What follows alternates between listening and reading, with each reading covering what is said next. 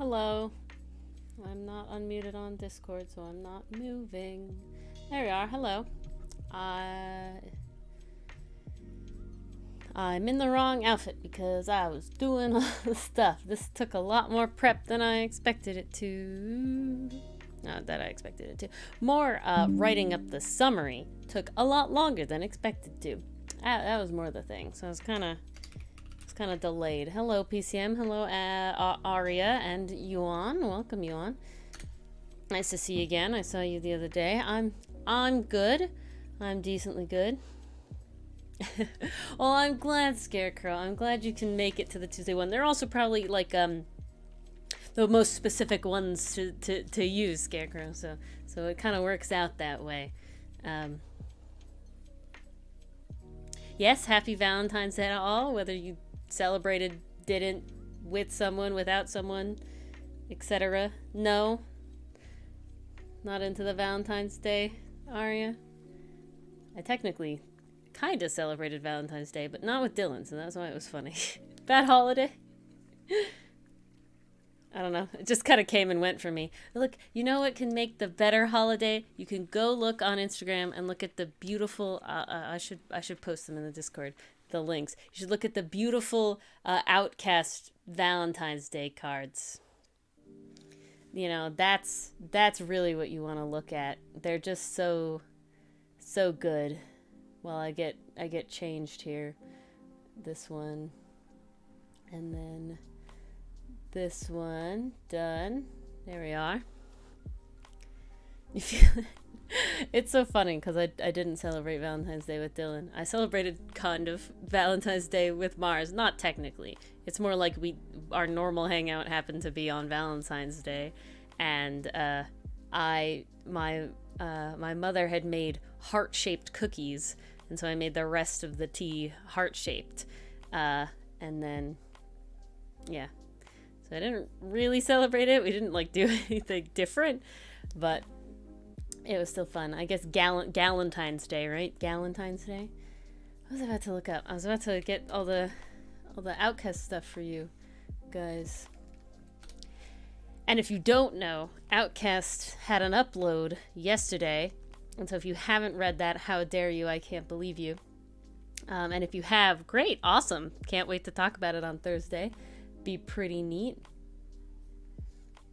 Yeah, let me grab these links for Discord, because I should have done that. And I'm just all over the place.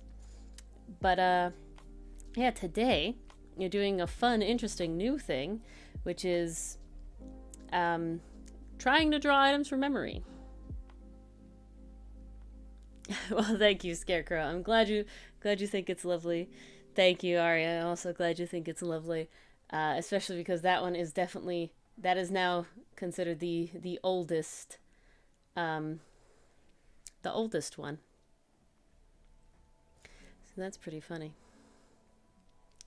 It was made in July of, I think it's a 2021, which is kind of weird to think about, but you know, that's how it is.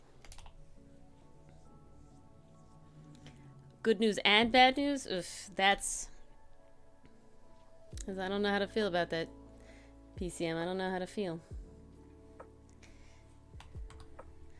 I want just only good news. Solely good news. How dare you give me good news and bad news? We can't have balance here. This is not perfectly balanced as all things should be. Balance is solely good news. Never bad news. If you don't believe me, that's the truth. That's the true thing. It's too many links. I did them all separately because I'm terrible like that and I hate social media. But now it just hurts myself. Alright, there we go. There they all are. The beautiful boys. You can download their we'll show them on stream too. You can download their Valentine's Day cards. Beautiful boys, as actual like cards if you want them, on the Ko-fi. So yeah, beautiful boys. I'm very happy with this one. Love this one. Very true, Scarecrow. I see that, and I appreciate it. I love the little reacts on all of this stuff. Very great, very great. But yeah, alrighty, that was that. So, we sort of have a little bit of a different thing going on here. I'm not actually drawing something of my own volition. I guess it's subjective, Dorky David, but I think PCM knows what I'm going to subjectively say, and that it is bad news. And that's the concern. So I'm not ready for that. However, there was a lot of shenanigans on our last session, and there was way too much stuff. So it's a long recap. So we'll see about that. But I think what we will be doing first is we'll start out with the game that is today, and that game is... oh, good news or bad news first? I like bad news first, because then the good news like makes me feel better.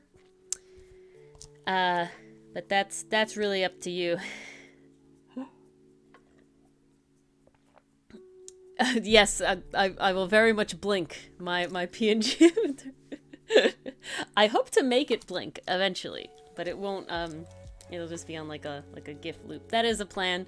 That's after some other really big animated things that are happening. You don't have a new story today. Oh, that's so sad. What is the good news then? Is the good news that like Polaroid sessions are back on or something? I learned that the group that I left and stopped DMing for, that I've talked about a few times, my college group that we just didn't vibe very hard with. Ooh, that's nice, PCM. New campaign. Always nice. You can make them tragic. How tragic are you going to make them? On a scale of 1 to 10, how much trauma are you going to give them? 10. Oh, happy. Dang. All right.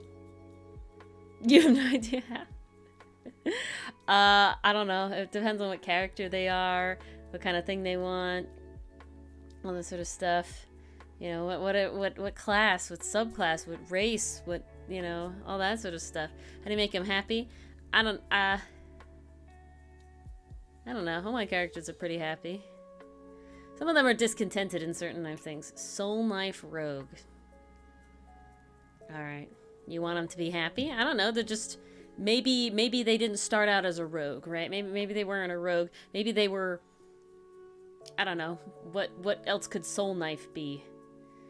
You know, pick something else that they were forced into, let's say, by like family business, right? I feel like this is really good.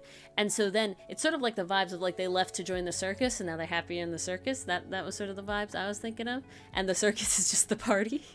That could be a fun one. I don't know what the campaign's about, so that probably matters. Maybe they're just a performer. That's fine. I think that's fine.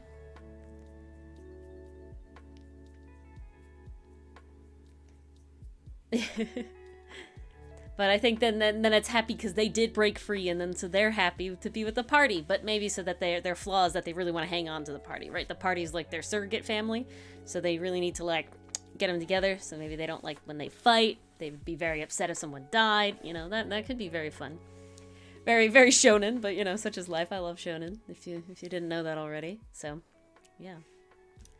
But the game tonight is me attempting to draw magic items, 5e official magic items from memory. Now I will say they are, I have limited them to the DMG magic items because I know for a fact that all of those have like official art with them. Ooh, lots of new campaigns. Very nice. Is February a new campaign month? Is that where we're at? Still need to... Dang, PCM. You haven't talked with Audio about that? Oh, is it? I don't know about that. It depends. It's really like, what's your fighting style, PCM, right? Like, how does Neffy like to fight? Or what do you feel that you're lacking in the character department? Is there some ability you'd want her to have that she doesn't have? Is there some sort of, you know, like...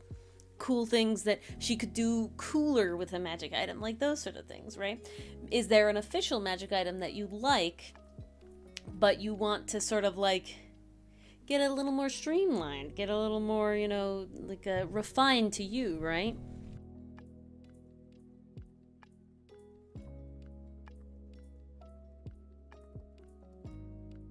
Sorry, I had to adjust my mic there. It was not tilted in the correct fashion for what I'm doing. But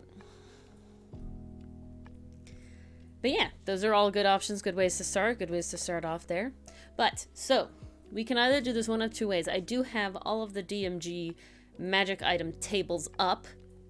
I, of course, won't be drawing, like, potions or spell scrolls or, like, +1 ammunition or +3 armor or something, because those don't really have art for them. They have to be, like, specific magic items.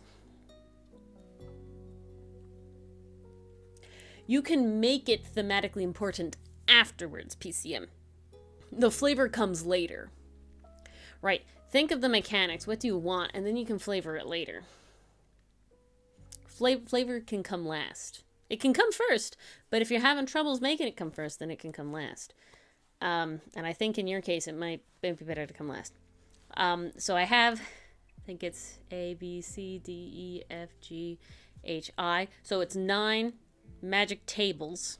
And I can roll for that, or you guys can give me an item. So it has to be one from the DMG that has an official art to it. Magic item, of course. So either way, I will have about 15 minutes to try and draw it from memory. I'm going to tell you, I don't know them very well. Okay? I don't know them very well. I will admit, I did skim through the DMG briefly to just take a look and just have some sort of like, yes, I've physically seen this item before within the last, minute, but it's really not. All right, Belt of Dwarven Kind. All right, I'm going to give myself 15 minutes on this timer over here. You'll hear it end. And a bag of holding. All right, let's write these down. Let's write these down. We'll do, if I can have frickin' pen, would be nice. That would be helpful, wouldn't it? Can we thank you? Belt of Dwarven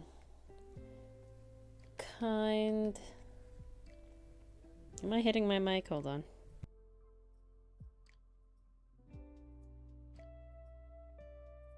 Okay, I think that's better. Belt of Dwarven Kind, and then bag of holding.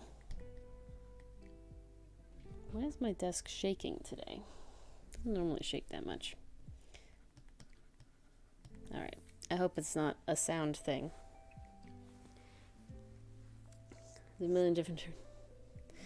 Yeah, the DMG art is particularly unique, but I'm trying to get that DMG art, right? I'm trying to get specifically the art to the DMG. So that's what we have first. So this one will be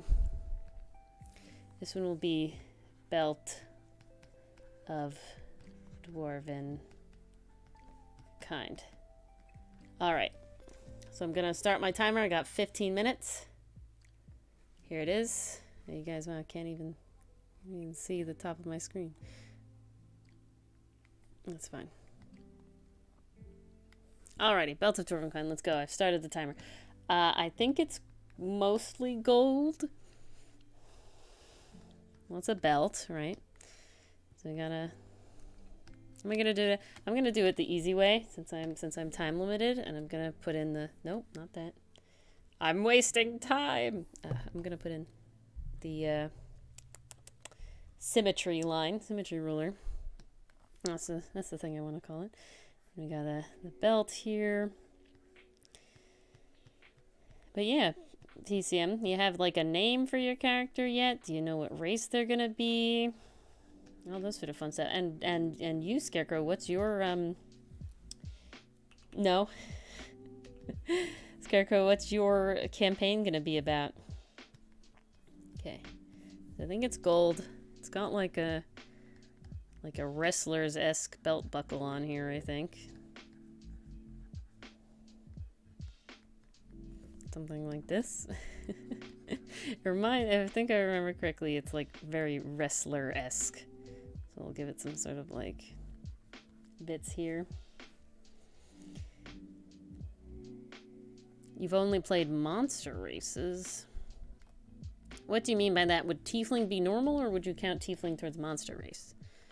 Oh god, I meant to erase.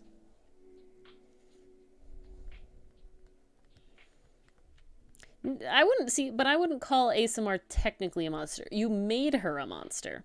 Right, but that's like, I wouldn't. That's not like in the same vein as like kobolds and Tarrasque-born and skeletons and stuff. Oh, I see. You made her a monster. She wasn't originally a monster. Okay, I felt like it had some like why is that there? Diagonal bits to it. So we'll give it some of that. Maybe there's like a triangle in here to fill out that space. Gotta sort of going like this. Scoopity bop. Alrighty. Post-apocalyptic fantasy. Ooh, that's fancy. Let me get more gold in here. Then it's got some sort of like dwarven face on it, I think. Like a head. Maybe he's got a helmet going on. Maybe. I could just be making this all up. And nose piece, hair stuff. This is not it, but that's okay.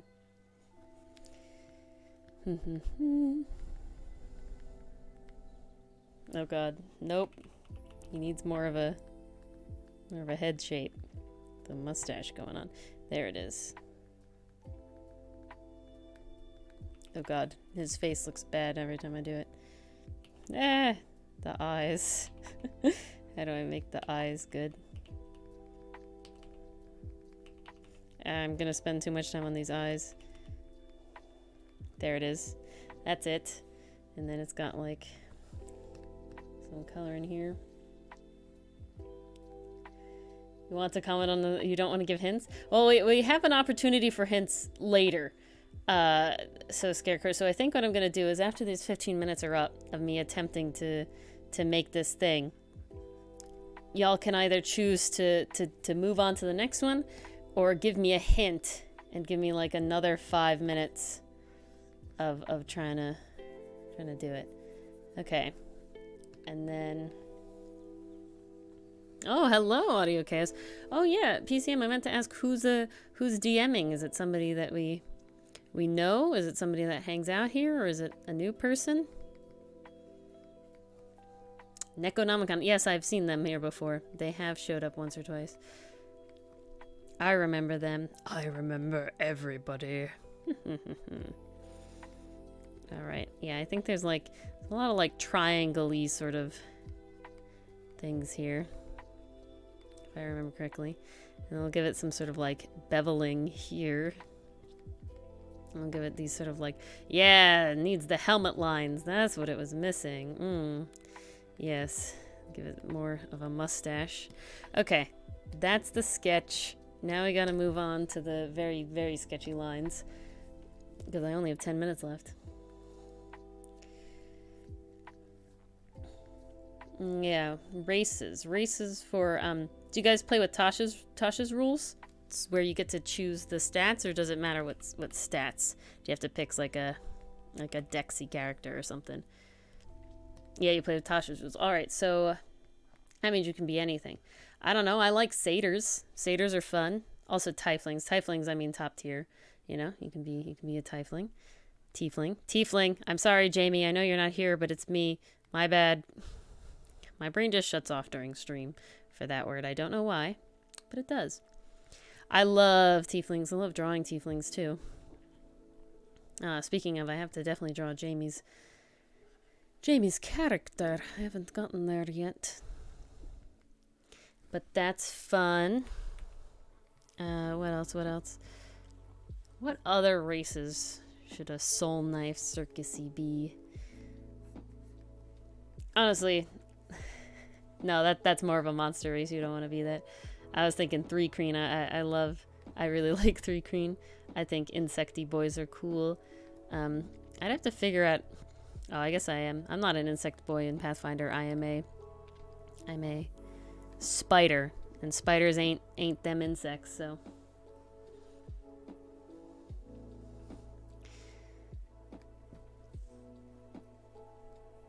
Not giving you new... the Valentine's Day one chat. Tiskity tisk. I thought you had a ship, Audio. I thought you had a ship. Did you not have a ship? Okay, there we go. I'm gonna give it some more of this. Some more belty. Oh no. Oh no. I'm failing. I'm floundering. Some more belty vibes here.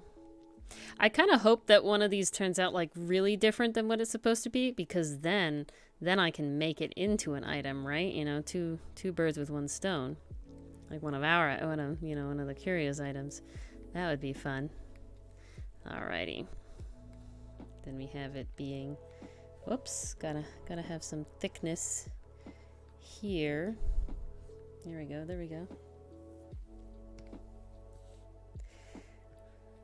What? 2 people is enough for Valentine's Day one shot? Well, I guess you'd need another person then. One of my favorite campaigns is just with 2 players and a DM. Definitely really, really fun. Because it was so many nice interactions. You just BPM. I guess that is true audio chaos. You can't get around that one very much, can you? Alright. Is there like a clasp in the back? I'll put some sort of clasp in the back. Just pretend it's functional somehow. Like that. Okay. We got the helmet here. Yeah, I had to have those sort of like plate bits on it. That was very important. Honestly, I'm drawing this much faster than I thought I would, but I guess it's gonna D and date. Ooh, very nice, very nice. I'm drawing this faster than I thought I would, but I guess it's also easier than trying to make up your own thing, because like then you'd have to think about it, and I don't really have to think about it when I'm just sort of like trying to draw from memory. It's sad that the head is kind of too big, but I really don't have the time to like deal with it. Ooh, I like that though. That's some good stuff. He turned out nice. Turned out nice. All right, give that. You do that. Okay, colors now. I think I had it going pretty well. I think it's like a reddy brown. Oh yeah, how many of you can roll your R's? Trying to teach Dylan how to roll his R's the other day. And he likes to shove it in his throat. He likes to do like the noise. Like the I can't even roll R's that way. Something like that. Yeah, same man. Person. Same man no matter what. Yeah, I got that Hispanic blood, but I had to learn it. Did you have to like get taught it audio, or did you just sort of have it? Because I remember as a child my father like teaching me how to do it. Oh, you had to do it for Polaroid PCM. Very nice. That's fun. I do it for Ori now, my Pathfinder character. So that's fun. Oh, you just did it. Interesting. Yeah, I distinctly remember, like, because my father could do it, right? And I was just distinctly being like, Dad, teach me how to do that. And he like taught me how to do it. And I remember like being in a car and like practicing it all the time and trying to figure it out and all that. Okay, this feels like it's going well. Maybe it's not. Who knows? We won't know until later when I have to find out again. Okay, so something like that. Then I gotta make like, oh god, no, the auto save. Oh, you forget to roll your R's? That's funny. I love rolling my R's, so I never forget. Okay, like indented like this, like it's embossed, and then we have this part is also embossed. Come on. I'm running out of time. Ugh. I'm gonna make this part embossed like that. Get a little bit of shading here. This, I feel like there's color in this part, so I'm gonna like bring in some silver I'm gonna make like parts of it silver. Because I feel like it's not just flat gold in here. Maybe I'm bugging. But I feel like it's something like that.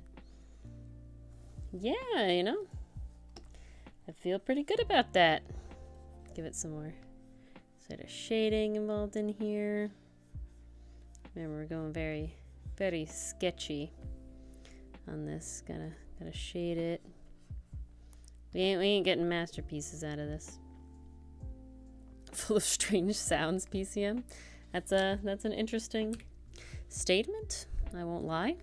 It's an interesting way to phrase your whole deal, but you know, power to you. Power to you. Some consider them unnatural. Oh God. Oh goodness. Should I be afraid? I'm kind of a little afraid now. When you put it that way, I don't know. Yeah, we got some good shading going in here. Look at that. Some beard shading. Yeah, I mean, I feel pretty good about that. Oh, gotta add the light colors, the lightened colors. Very important. Gotta add that sort of that rim light that I do all the time because I'm a child and I can't live without my rim lighting. Rim lighting or die. Okay, there, we spoke like a person. Rim lighting or die.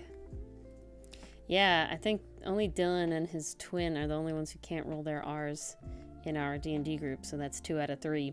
And I was just teaching Dylan recently how to roll his R's because he's trying to learn Spanish because he wished that he had took in Spanish in school instead of Italian because there's a lot more like opportunities to use Spanish where we live than like Italian, even though he's had a fair amount of opportunities to use Italian, if I'm being honest, more than you'd expect, but it's definitely more of like there's a lot more people who speak Spanish and nothing else versus when he uses Italian, it's usually people who speak English and Italian. So it's kind of like, he doesn't really need it. All right, yeah, I'm pretty happy with that. Looking pretty good if I do say so myself. Gonna add that to a folder. I'm gonna call it Belt of Dwarven Kind. And I don't know what you said, heck yet, Scarecrow. I said a lot of things before I looked back at the chat, but thank you. I appreciate the enthusiasm no matter what it is. And 10, 9, ooh, we're gonna do it. I don't think there's anything else I can add. I'm pretty happy with that. It definitely looks like a wrestling belt. Oh, the belt? Okay. Oh, there it is. There it is. All right, let's look up the Belt of Dwarven Kind here. Belt of Dwarven Kind. There it is. Hello. Images. Oh. Whoops. Can we copy this, please? Copy image. There it is. Okay, so ready? This is my Belt of Dwarven Kind, right? And let's see the book's Belt of Dwarven Kind.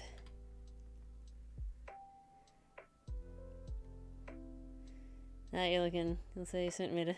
I made it nicer. Yeah, it's. I gave it more of like a wrestler vibe. That's what I was thinking of with the big belt buckle. The dwarf on it looks kind of weird. I didn't give it that sort of braid thing, but I did get that sort of like hexagonally shape and bit. But I thought it had more triangles than it did. Yeah, interesting. Well, all right, moving on to the next one. We have a bag of holding. Alrighty, get back my timer. Let's get this. Just gonna write bag of holding here so I remember. Bag. Oops. Closer than you've gotten. I will admit, and I said it earlier, I did like leaf through all of the items in the DMG to sort of just get an idea because as that was really it. But I gotta say, there's a lot of them. So I do feel like I know this one pretty well, the official art. But we'll see. All right. 15 minutes on the clock and we're off. All right. I know it's kind of like a yellowy color. And it's sort of got like a satchel-y shape, so it's kind of wider at the bottom here. Sort of like that. They have it sort of be they'll have it tilted forward this way. It's kind of like that. And it's got like I don't flap, I guess. Make it rounder, please. Thank you. Rounder. Kind of roundy. I know it's got like blues and reds to it, and it's kind of got like a face on it. So we got it. Is the flap all the way down? I'm not gonna make the flap all the way down. Whoops. I say as I almost make the flap all the way down. Let's do it this way. Yeah. Nice. And it's got like some sort of border here. And it's got like a face. How does the face look? The devouring one is kind of angry. I think it's got sort of like one of these faces. Like this. It's got like a nose. Like that. And then does it have some sort of smile to it, or is that the bag of devouring? It's kind of like smiling like that.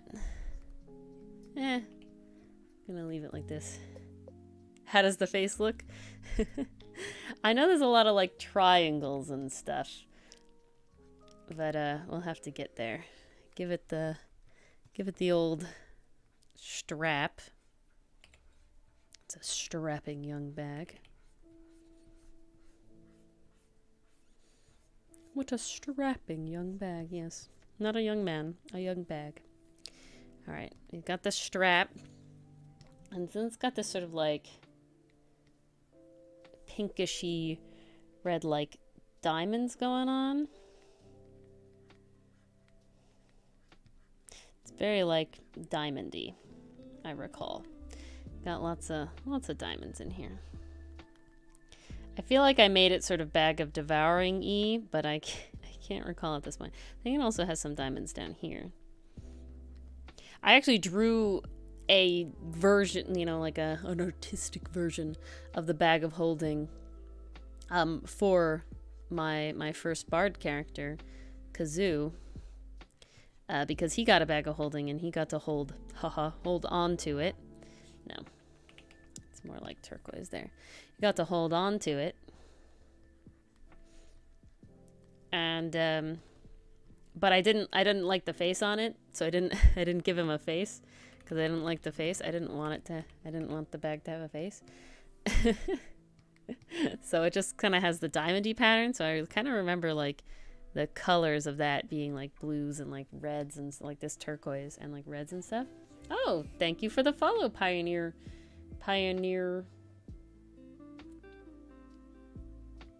I'm sorry. Pioneering hard. There we go. I got there.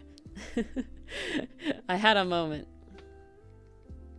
I didn't forget about I knew there was a face. I just don't like the face. So I didn't want it. I didn't want it to have a face. I know there is a face.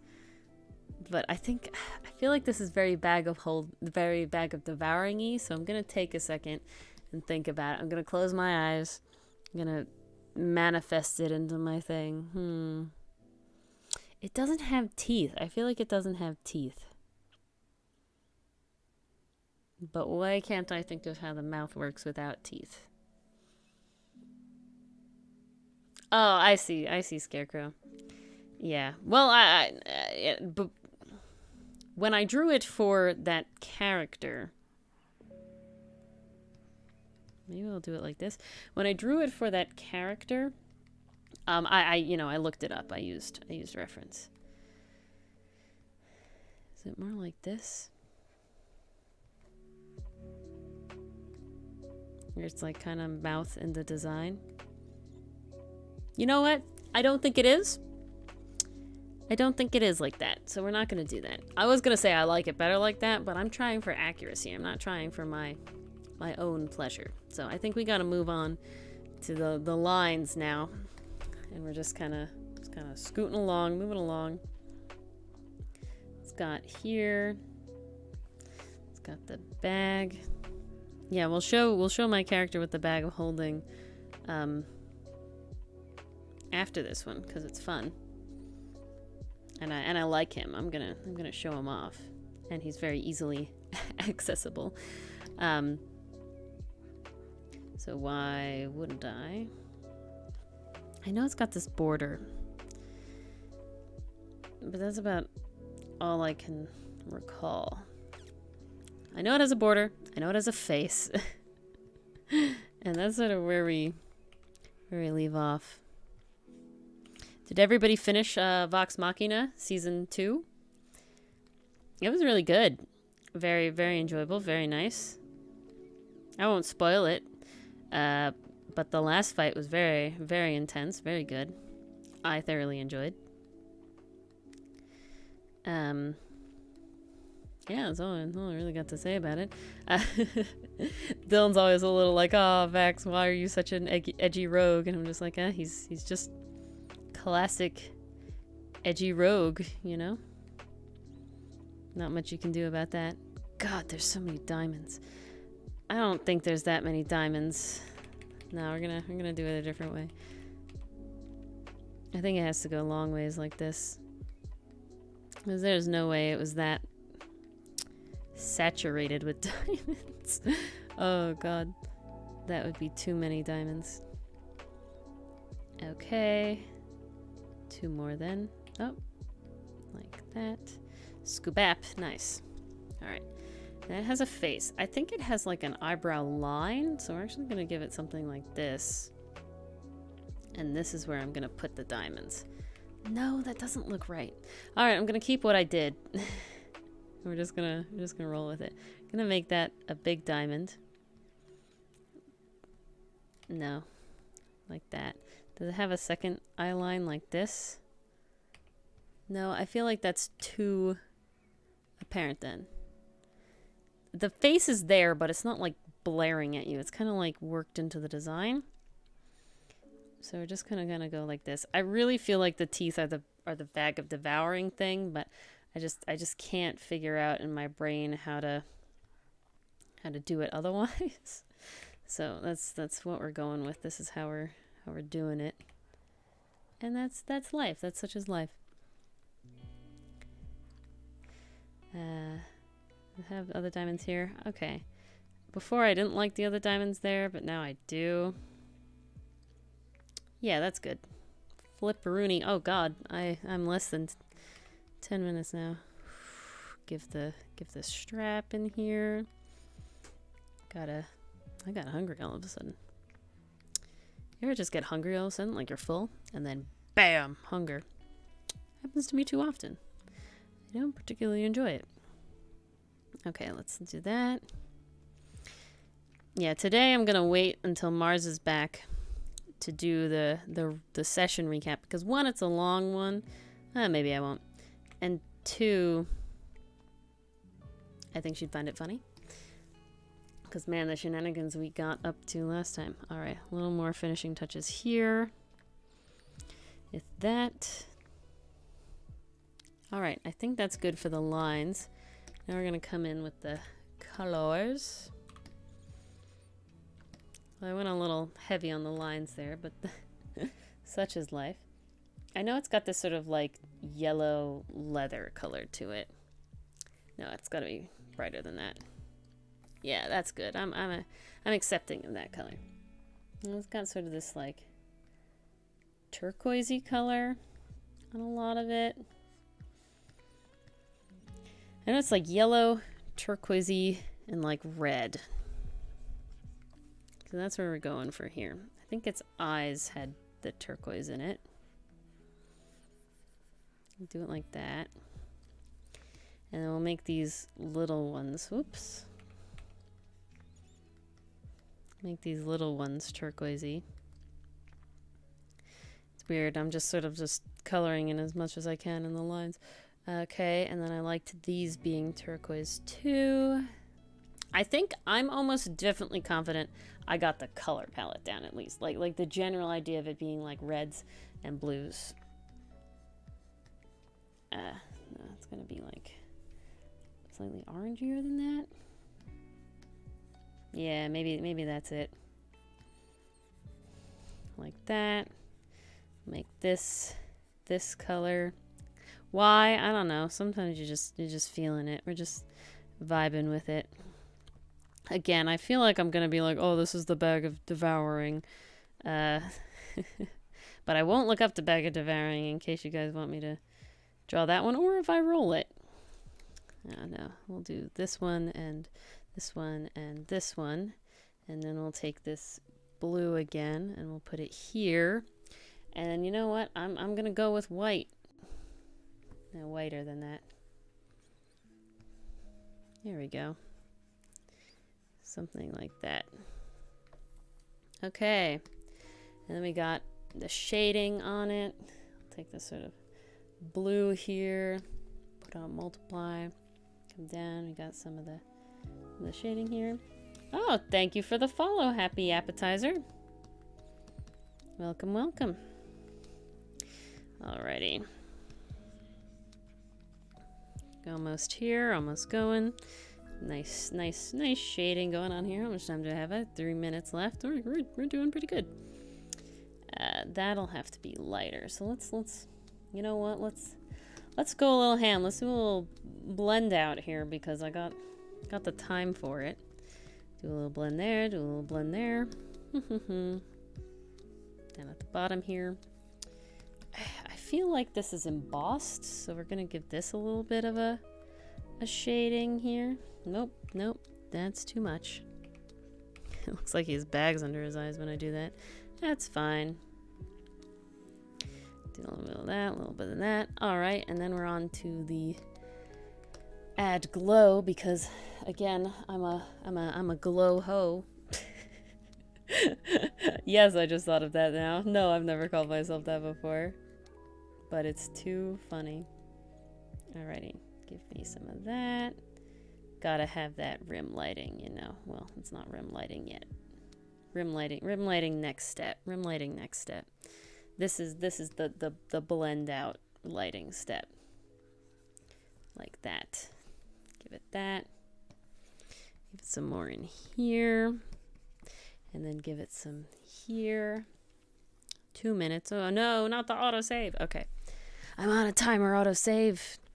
No, I won't turn off autosave for this because I'll never turn it back on. And then just because even though I've almost never had to use autosave, just because I don't turn it back on after turning it off, then I'll need autosave. And then it's just not good. I don't want to risk that. I don't want to put my life in Clip Studio's hands like that, okay? I don't want to do it. Okay, now we're on the rim lighting step. Here it is. Here's the piece de resistance. Oh, goodness gracious. This is what we're talking about. I gotta say, you can tell my old art from my new art in the comic by rim lighting alone. The rim lighting is important to my heart. It has to happen. If I don't have rim lighting, I'm not Ori anymore. And you know what? Nobody wants that. How much time do I got left? Oh god, only a minute. Okay. Give him a little there. Gotta have rim lighting here. Alrighty. I'm gonna tone this down a little more. What do I do? Multiply. And then this. And then we'll do multiply here. And we'll actually make this like the turquoise color. Ooh, that's kind of nice. Make it darker again, though. Boop. Ooh, there we go. That's fun. Let me get a little darker turquoise. There we go. That's it. That's it now. I'm lighten it back up again. All right, yeah. I think I'm pretty happy with that. Think I can call that acceptable as a bag of holding. Again, I really think it's much more of a bag of devouring than a bag of holding, but, you know, we'll have to see. We'll have to see. Alrighty, I say I'm finished. I'm not going to wait for the timer to end. It's got 20 seconds. I'm gonna look it up. Whoop, hit my mic there. Bag of holding 5e. Images. Oh, it has a tassel. Oh, it's got like cheeks going on. Interesting. Yep, there's that timer. Boop. All right. Let's move my bag of holding. Whoops, not that. Come out of here, ruler. Thank you. Let's move my bag of holding into the corner here. Like this. All right.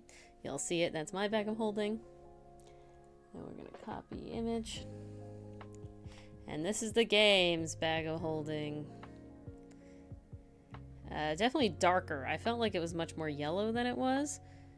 But I guess I'm incorrect there. I got the diamonds down. Again, and the blue, the red, like I'm pretty confident with that. I'm pretty good about that. But I forgot the tassel latch and the like ribbons on the side, which is funny because I remember drawing these like ribbony straps on my personal art bag of holding. Let's get that up for you. Oh god, this is not. Please, thank you. It's lighter on the actual page. All right, I'm not just bugging then. Let me get my kazoo piece that has my bag of holding. And if anybody wants to suggest another item for me to attempt to draw from memory from the DMG. Oh, hearty appetizer. I'm sorry. I said happy before. I read that again. Hi, Magapiff. Magapiff, we are, whoever. I'm drawing 5e Dungeon Master Guide magic items from memory. So I tried to make this bag of holding from memory, and then I show the other bag. I got about 15 minutes to do that. So if you want to suggest an item for me to try and draw from memory, you can. Anybody else in the chat is welcome to as well. Otherwise, I'm going to start rolling again.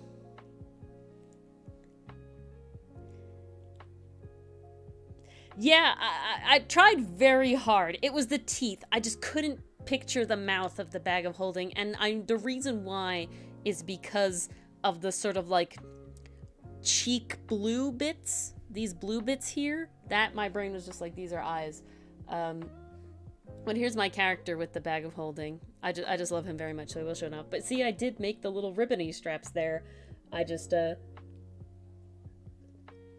I forgot about it, but I knew that it was a bag of consumption, kind of close, because the bag of devouring definitely has pointy teeth, I can recall. But yeah, I love my boy. He's great. But yeah, I remembered it was blue and red because of that. Because of him. All right. Let me write bag of holding here. And then bag of namis. Namis, yes. Bag of holding. All right. Does anybody else have another suggestion of something to draw, or should I roll? 'Cause that's the other thing. I can roll.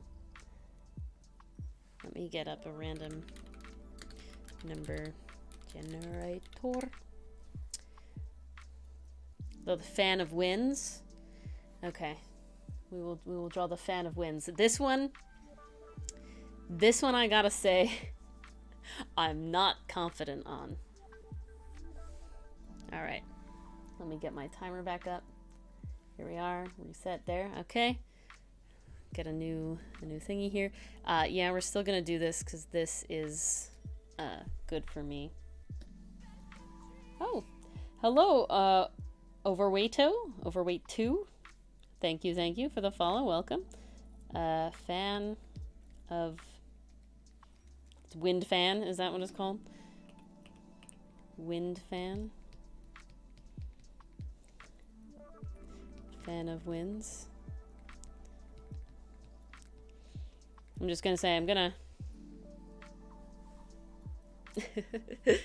No worries. I'm gonna trust that if Scarecrow knows of it, that it is in the DMG and I can look it up afterwards. So yeah, I don't know this one as well as those other two, I feel. So we're just gonna go for it here.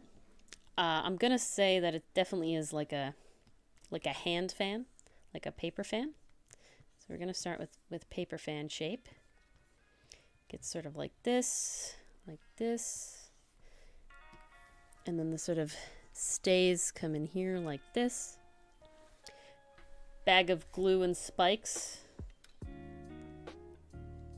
It's not a desk fan. Yes, it is not a desk fan that requires a plug. It's a paper fan.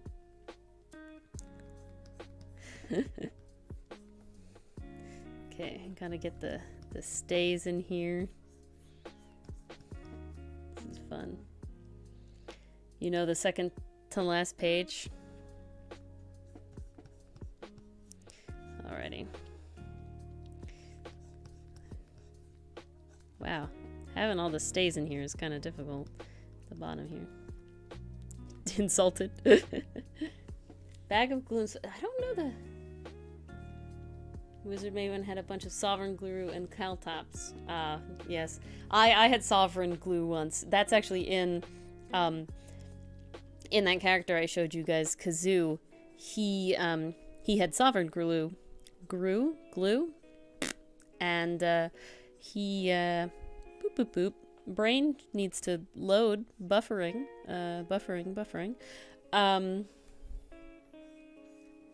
Nope, it's gone. Yes, he had sovereign glue, and since I drew literally everything he had in his bag, so you saw all those items that was in and out of his bag, every single thing that he had in his bag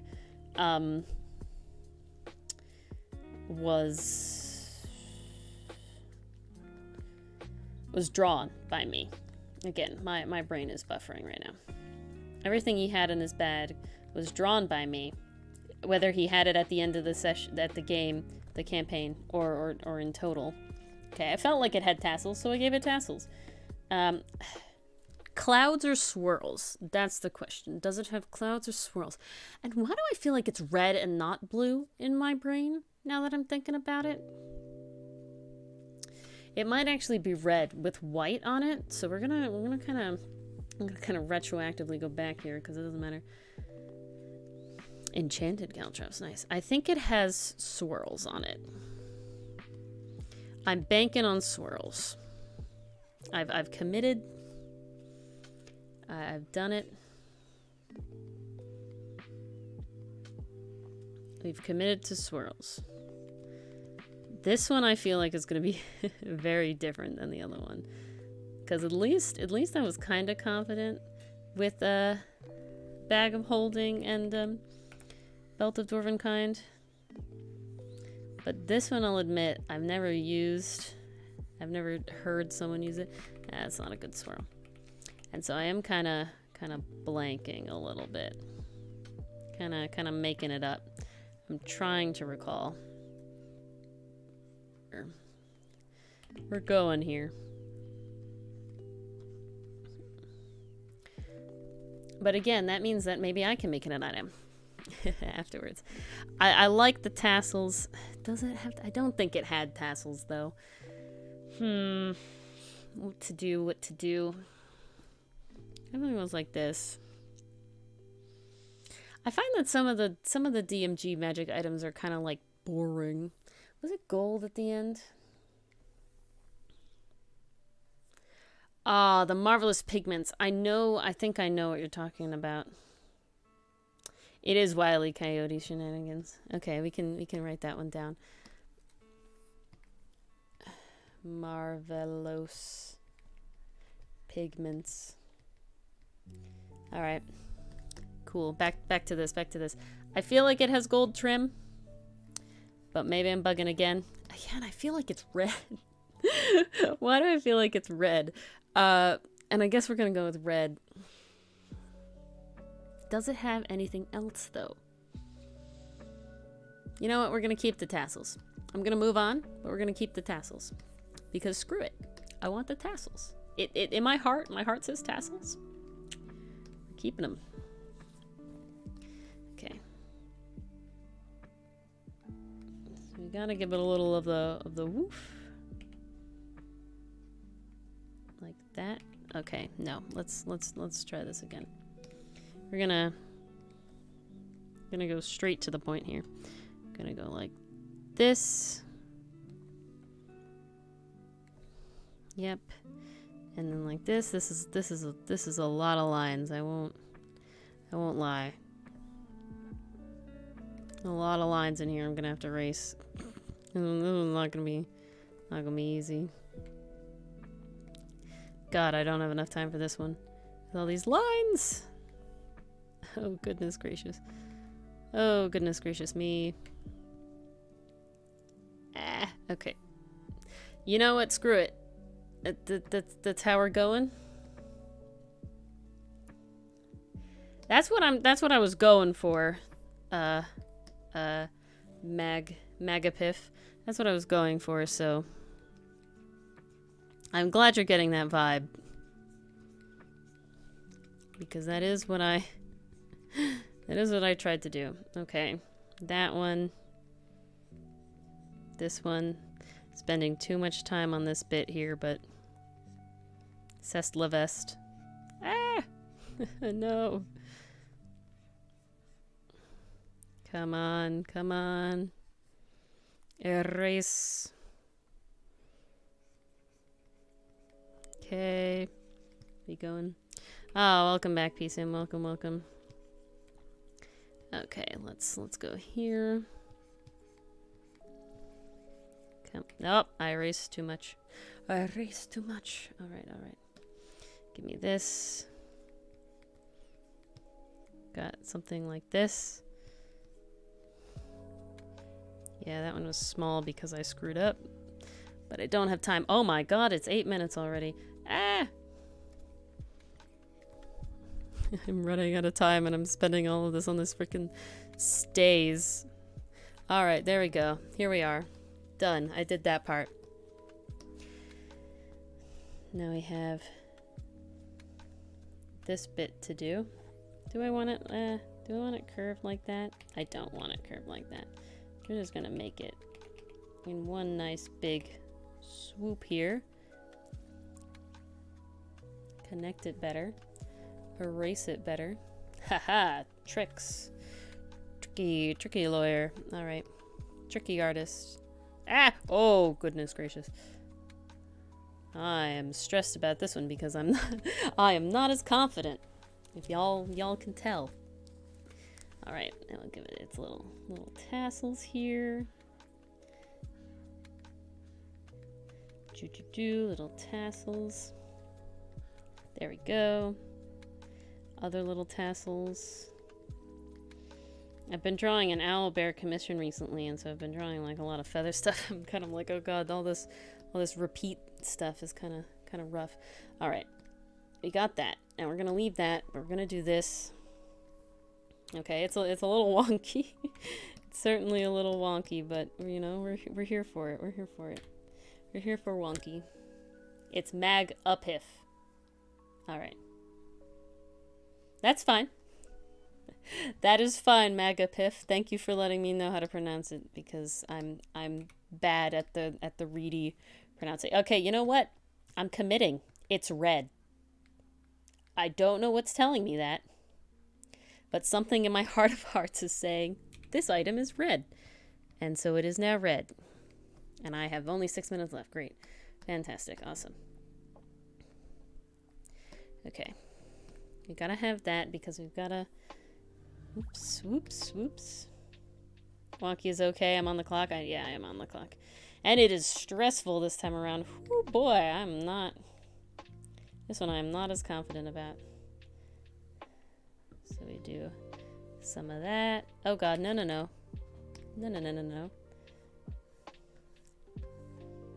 Beautiful, beautiful. Yeah, on the clock is better because otherwise I'm bad at time management.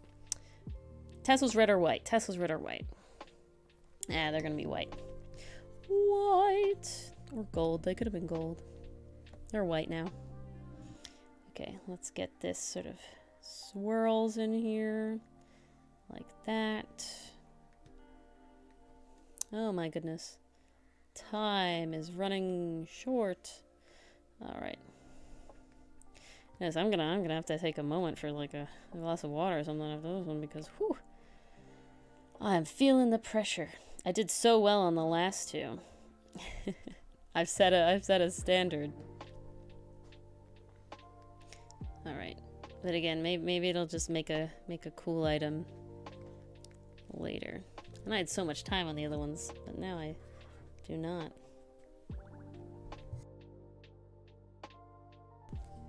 Alrighty. Nope, it needs to be more yellowy wood.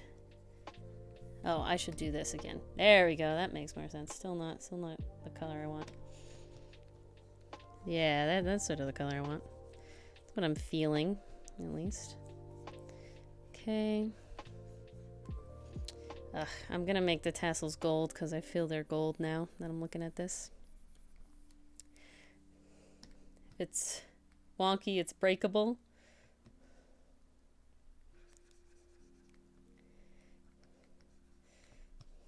Oh god, not to autosave, please. Please autosave, not now. Give me that, give me that. Okay. Now we're on multiply. I did this. You know what? We're gonna use some red to shade here. Can we multiply it? Thank you. Which is not normal. Red is not the normal shade. Alrighty, we got that. Oh yeah, see that gives it some sort of like volume now, doesn't it? Volume. Volumetric. Yeah, you know, the brain does weird things when it's being weird. Gotta get that non-symmetrical shading in here with the... Oops, goodness. That's why the undo button. Oh my god, you ever do stuff and then you try to undo in real life? I do that all the time. I like do anything and I'm like, oh, my hand literally reaches towards where my undo button is on my like notepad, on my keypad. And then I like try to undo and it obviously doesn't work. Okay, a little darker there. A little more shade here. Maybe too much shade, but that's okay. La la la la la la. Okay, now we have to add the piece de resistance. The rim lighting is very important. Well, actually, first we add the other glow. Like this. Oops, no, I'm having issues with my fingies. All right, my digit. The digit. Alrighty. What time is it? 10? Oh, where's Mars? Soon. Mars will be here soon. Soon. Soons. What the frick? That is not what I wanted. Okay, here we are. Do that. Do this. I'm gonna say this a lot. All right. Okay. I think we're good. I think we got it in the bag. I'm not particularly ready to see how it looks though at the end. Apparatus of Kowalsh. That one I actually feel like I know better than this one. And we can get there. We will nope. Heck. We will be able to get there.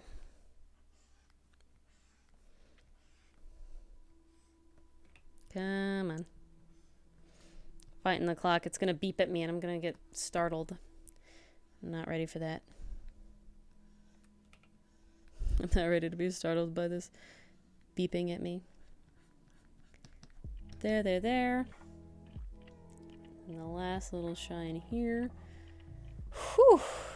That feels good. Dang. Oh, wow. And 23 seconds left. We're good. We're good. It'd be a challenge, gentlemen. It is a trade-off. It is a trade-off. Yeah, the crab tank. I definitely feel better about that one. Alrighty. Okay, let's put this in a little folder now. Oh, I need to grab the the ruler out of here. And this is the wind, the wind fan. Let's mark that. Wind fan. Boop. All right. And we're gonna shrink it, move over here.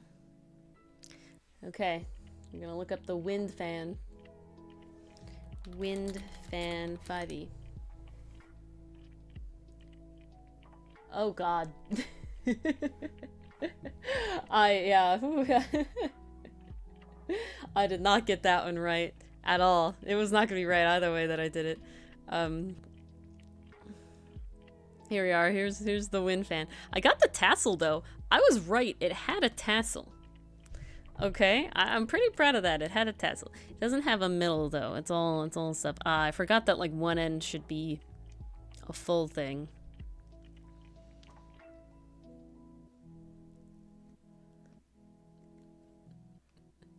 Yeah, exactly. It was like, oh yes, this one felt like, I don't know, wind fan feels like tassels. Don't know what about it. Just you know, in my heart of hearts, wind fan equal tassel. Yeah, I got the colors very wrong. Definitely got the colors very wrong. I gave it stays, a lot more stays. No, less stays. I don't know. Drawing a fan from memory is hard in the first place, if I'm being honest. But all right. Do we want to do the marvelous pigments next, or do we want to do the apparatus of Kowalsh? I'll put it on here. Let me. What the frick? Oh, there it is. Which do we want to do next? I'll write it down.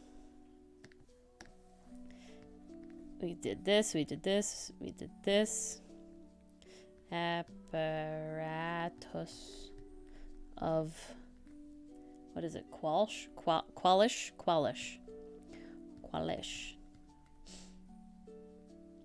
I think the pigments is in the DMG. I would look it up. There's something pigments in the DMG. Qualish. All right, we're doing qualish. Everybody wants qualish. I think it is. I feel like I saw it. But someone would have to look it up because I can't look it up because then I'll know what it looks like. And that's not good. That's not the way this goes. It's not the way the news goes. All right. Oh no, I can't use my trusty ruler for this one. I can't use my trusty ruler for this one. All right, let's get a gray. Let me start the timer. Timer start. Oh god, oh god. He's got like a cylindrical body, I think. I feel like he's got this cylindrical body like this. It's kind of like rotund. He's a rotund boy. I think he's got a smokestack. That's what my heart says. Heart says Qualish has a smokestack. Does he have a second shorter smokestack? Well, he does now. Because I want him to look like a tank engine for some reason. All right. We have it that way. Does it have like eye stalks? This looks too much like Tonic the Tank Engine. I don't know if Yuan is still here, but it's not this like animated though. If I remember correctly, it's not. It doesn't have that much personality to it. So we're removing the eyes here. We're removing them. It does have this sort of claw bit though, and sort of come around on the sides here. Little pinchy boys. And does it have legs? I'll give it legs like this. What's its face look like though? Maybe its face is like this. No, it's too Thomas the Tank Engine. It's not Thomas the Tank Engine-y. It's got something round on the front here. Maybe it's split down the middle like this. And it's got like bug eyes like this. I'm making it too cute. It's not this cute. But I'm having difficulty.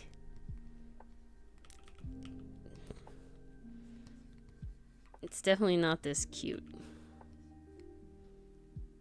Yeah, the pigments are in the DNG. Alrighty. I'm making it way too cute. It should not be this cute. Okay, there's also something about levers in its like thing that it has. So it does have, I think the art is on the front page, Scarecrow, with the item tables. I think that's where it is. So if you go right before all of the items in the item tables section, the random tables section, I think that's where it is. Because I saw it.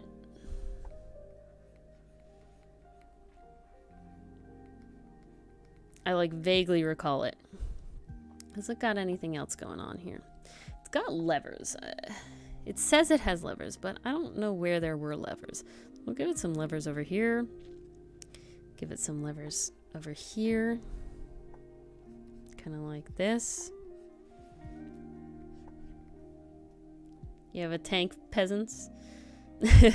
King of the beach. Alright, we'll give it some levers. Like this. Alright, you know, this is as best that we're getting for this one. On the on the concept sort of side of it. Let me try to flesh out how its grabby grabs look. Sort of like this, I think. They're just sort of like pinchies. Just little pinchies right here. Right like this. Right like that. Yeah. Pinchy. Little, like a hinge, maybe. Like that. I like saying the word pinchy. Little pinchies. Alrighty, there. Give it some of that. Okay, now we'll move on to the lines, the leones. All right, I definitely made it too cute. There's no doubt there. I definitely made it cuter than I should have. I just don't know how its like face was. That's where I'm struggling. In the face section. I don't know how to make it not cute, apparently. Maybe it's got a seam there. No, that looks like a mouse. Got some bolts here. Like that. Its eyes are like headlights. Yeah, kind of. Okay, we won't give it like won't give it like eyelids then. We'll just give it this sort of like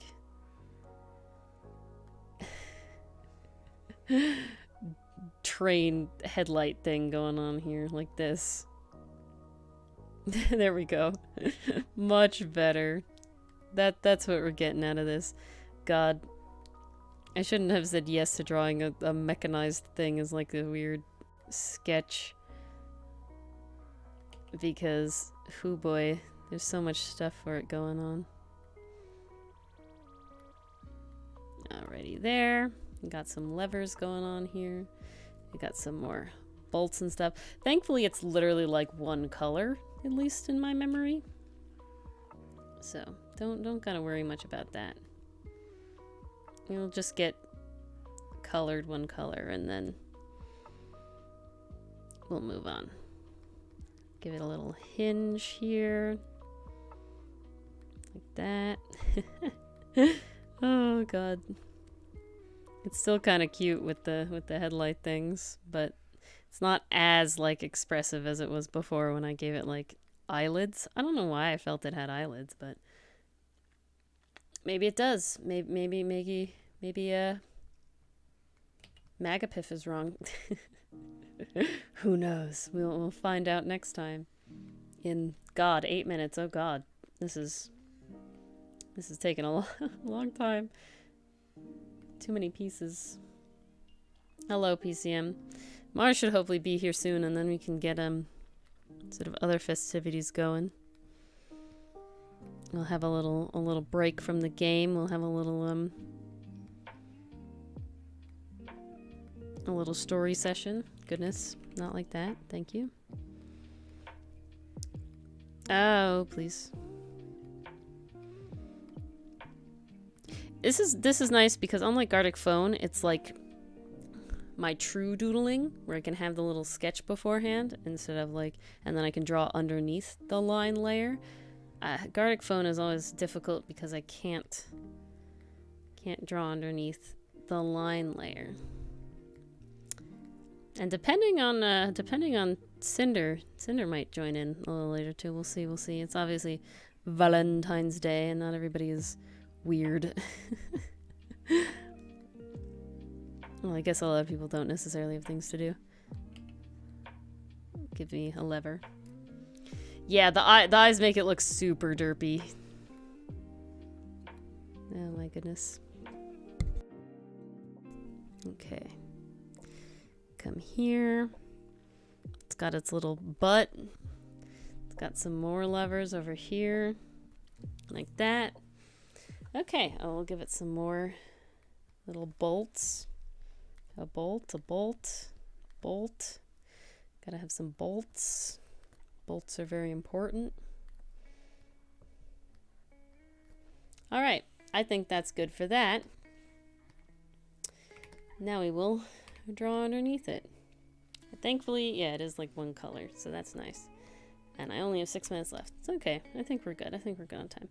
I think 15 minutes is the perfect amount of time to get something like this sort of done. Flip. It's like a brown gray. Like a warm gray. Okay, a lot of that didn't work out. Coloring by hand. Okay. I don't know, you know, again, my heart telling me he had smokestacks. My heart's saying he had smokestacks. I hope he does have smokestacks, because he needs them. If he doesn't have smokestacks, I don't know what's wrong with the creators of this. Okay. There we go. Oh. Thank you for the follow, accumulated Culty. Accumulated culty? There we go, I got there. Maybe. Tell me if I did it wrong if you want me doing it right. I'm sorry. I'm bad at the reading. Oh god, no. Please let me stay on the lines. Thank you. Okay, we got that. Got a little here. Gotta give him like depth. It's time for depth. Alrighty. Oh goodness. His eyes will need light in them. So let's do that real quick. They're definitely like a yellowy orangey. Can I do that? Nope, not like that. Like that? Yeah, there we go. Nice and easy. I'm gonna, oh god. I'm having a whew this time. Goodness. Okay, we give it a little there. Give it a little shadow here. Gonna lighten that a little bit. Gotta give his tummy a little shadow here. Yes. Rub the little scuttle monster's belly. Give it like this. I feel like the levers were just me. Because I don't know what color they would be. But they're here now. And that's where they're gonna stay. I guess black. Make them black. Gotta have this in here. Some colored in there. Goodness, still no Mars. Very interesting. Hope she's all right. But honestly, not a bad night to do this then, because I can actually hold down the fort on my own. How much time do I have? 3 minutes. Not the best. Not the greatest amount of time.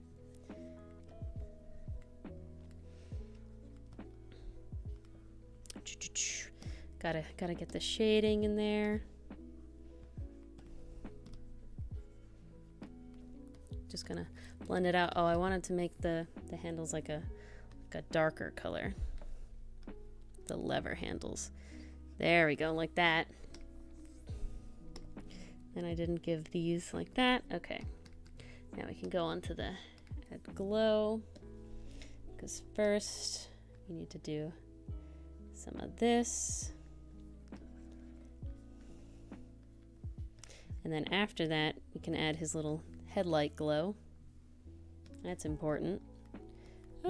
Okay, come here, come here. Come here. Come there. Yeah, we're getting some depth in here this way.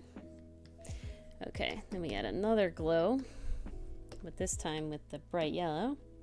Bring it in here. No, I need a bigger one than that. There we go. Light, light. Do some of that beautiful rim lighting again. This is where the rim lighting really shines. Literally, but not intended, but appreciated. Give it that rim lighting. Very important stuff here. Little bolts, some specks. Yeah, I don't know what it is, but the rim lighting just makes it pop. Well, I guess I technically know what it is. It's the rim light. Alrighty, giving his little feetsies some attention there. His little booty. Alrighty, I think that's pretty good. We'll give this a little more dark in there. There we go. That's the rustic vibe we're going for. All right, I actually have a minute left, but something else I want to add. So you get to end a little. Oh God, please. A little early. No, Jesus. Okay. Yes. So this is apparatus of qualish. Right? I think I did that. I think I spelled that right. Gonna have to take a sip of water here. All right. Let me shrink him. Crab is ready. The crab is ready. He gives me sort of lobster vibes in my version a little more, just because of his longer shape. Let's look this up. Let's get this ready. Let's see how bad I did. Apparatus of qualish. Images. You know what? Not too bad. Is definitely cuter than mine is cuter.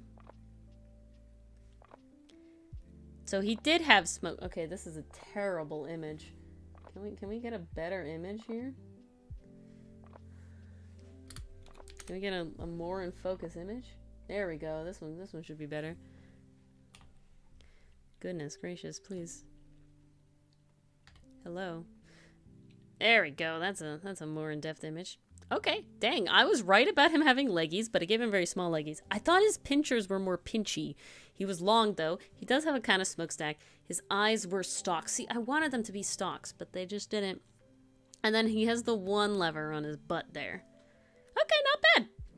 Mine's like baby apparatus of qualish. Baby qualish apparatus. Alrighty. Now it is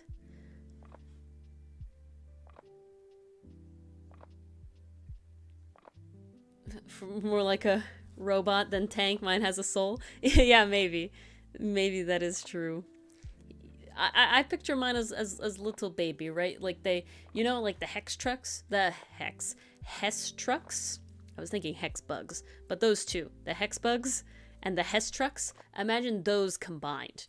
And so you have one big hex bug, that's the actual apparatus. And then the Hess truck, the little hex bugs come out of it. That's my apparatus, right? So they like launch them like little scuttle things, scuttlers.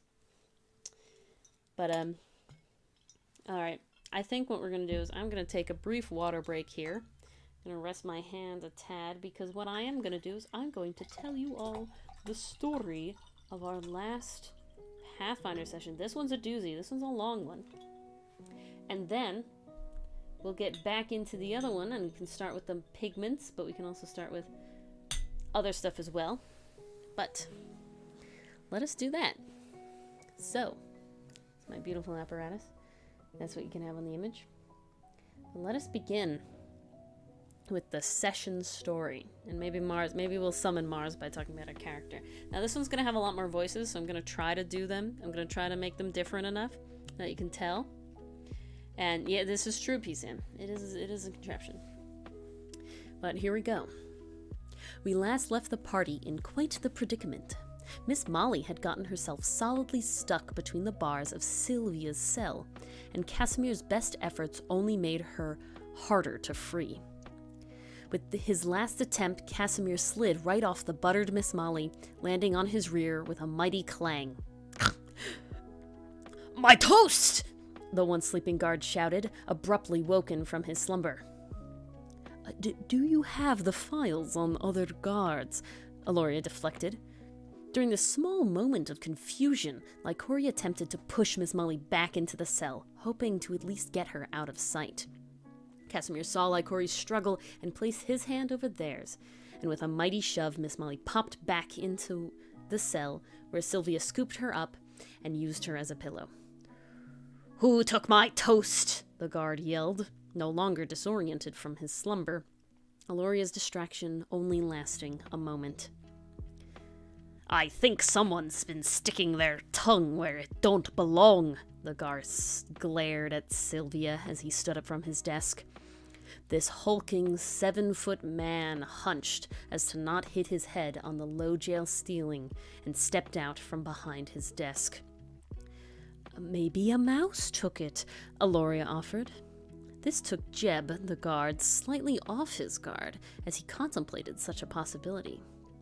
Lycori took this pause to scan the floor for the toast, finding it laying on the floor right inside Sylvia's cell.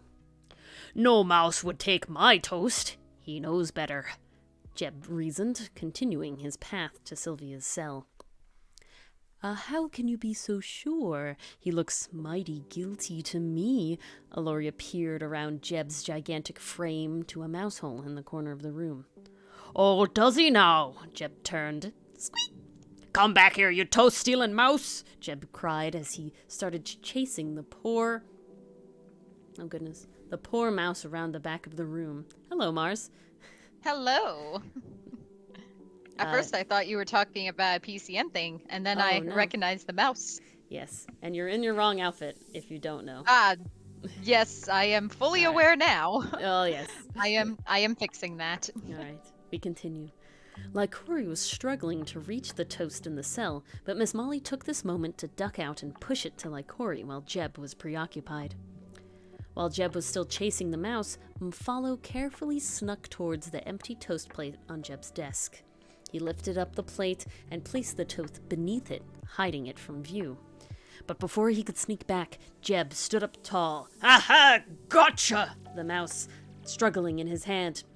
He began to turn back to his desk, but just before Mfalo would have come into his view, the mouse bit down hard on Jeb's hand. "Ah!" he cried as he shut his eyes in pain, dropping the mouse, which scurried back to the safety of his mouth hole, and Mfalo made it back to Lycori's side, unnoticed. "Now that mouse seems pretty hungry to me, biting me like that and all." Jeb turned back to the party, looming over them.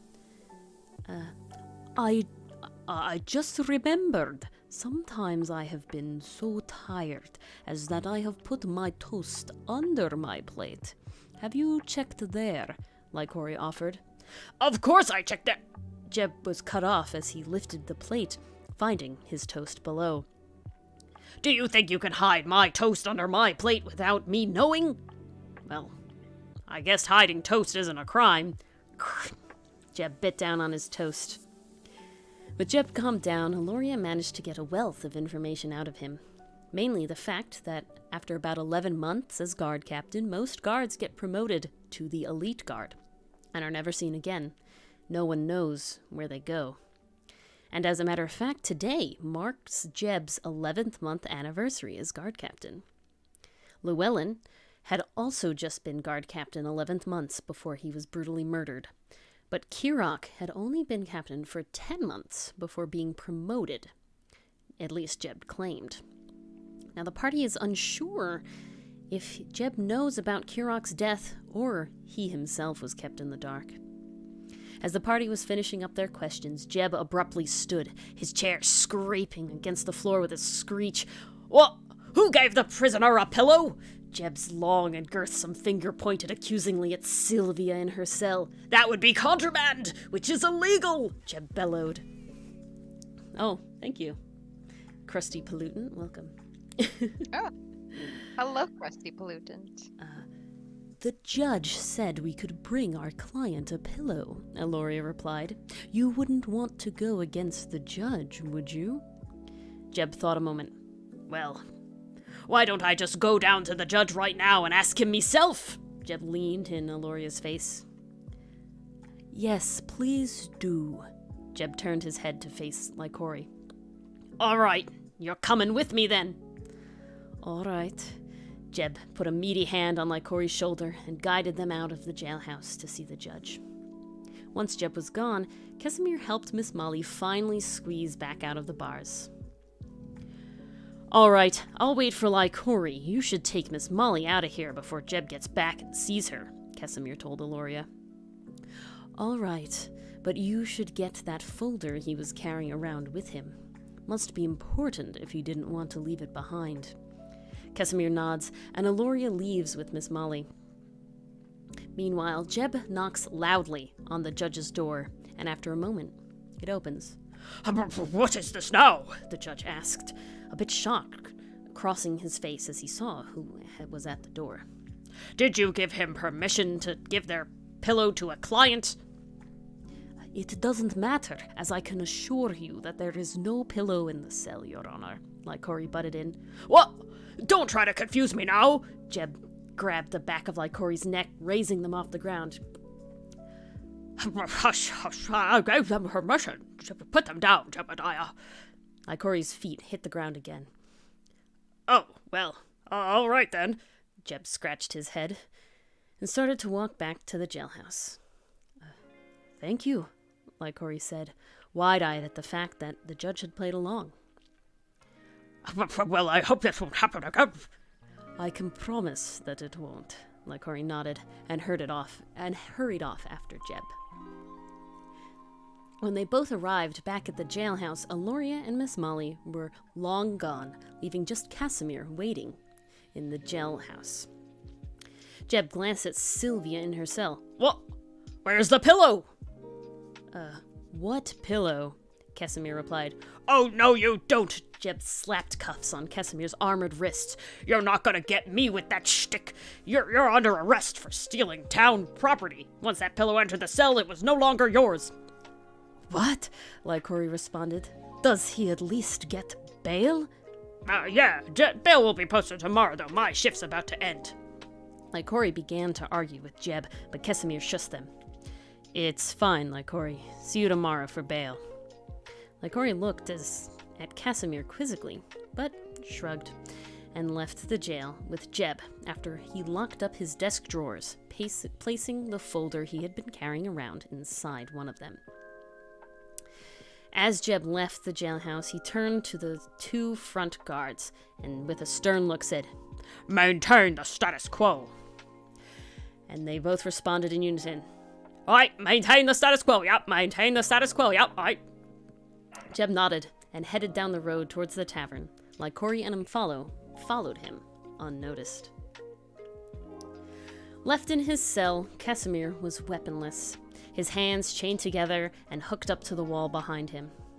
Now, while Casimir is strong, it is jail, and he struggled with his bonds for a good while until finally breaking free of the shackles. He was, however, still in a cell, and without his trusty crowbar, it would be very difficult for him to try and force the cell door open. But that didn't stop him from trying. After a few failed attempts, the ruckus caught the attention of the two guards keeping watch outside. "Oi!" one guard exclaimed upon seeing Casimir roaming freely about his cell. "You're supposed to be chained up. Put him back on. He drew his weapon and brandished it menacingly. I would, but as you can see, Casimir jangles the broken shackles at the guard. They are broken.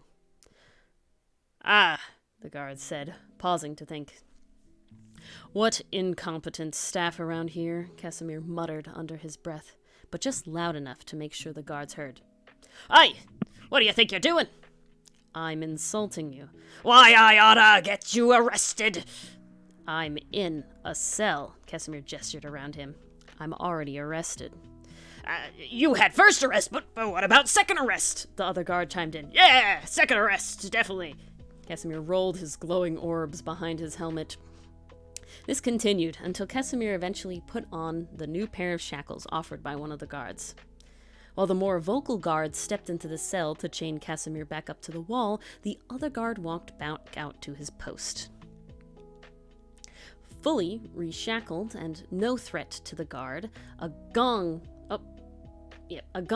noise rang out as the guard whacked Casimir right in the head with the blunt part of his weapon.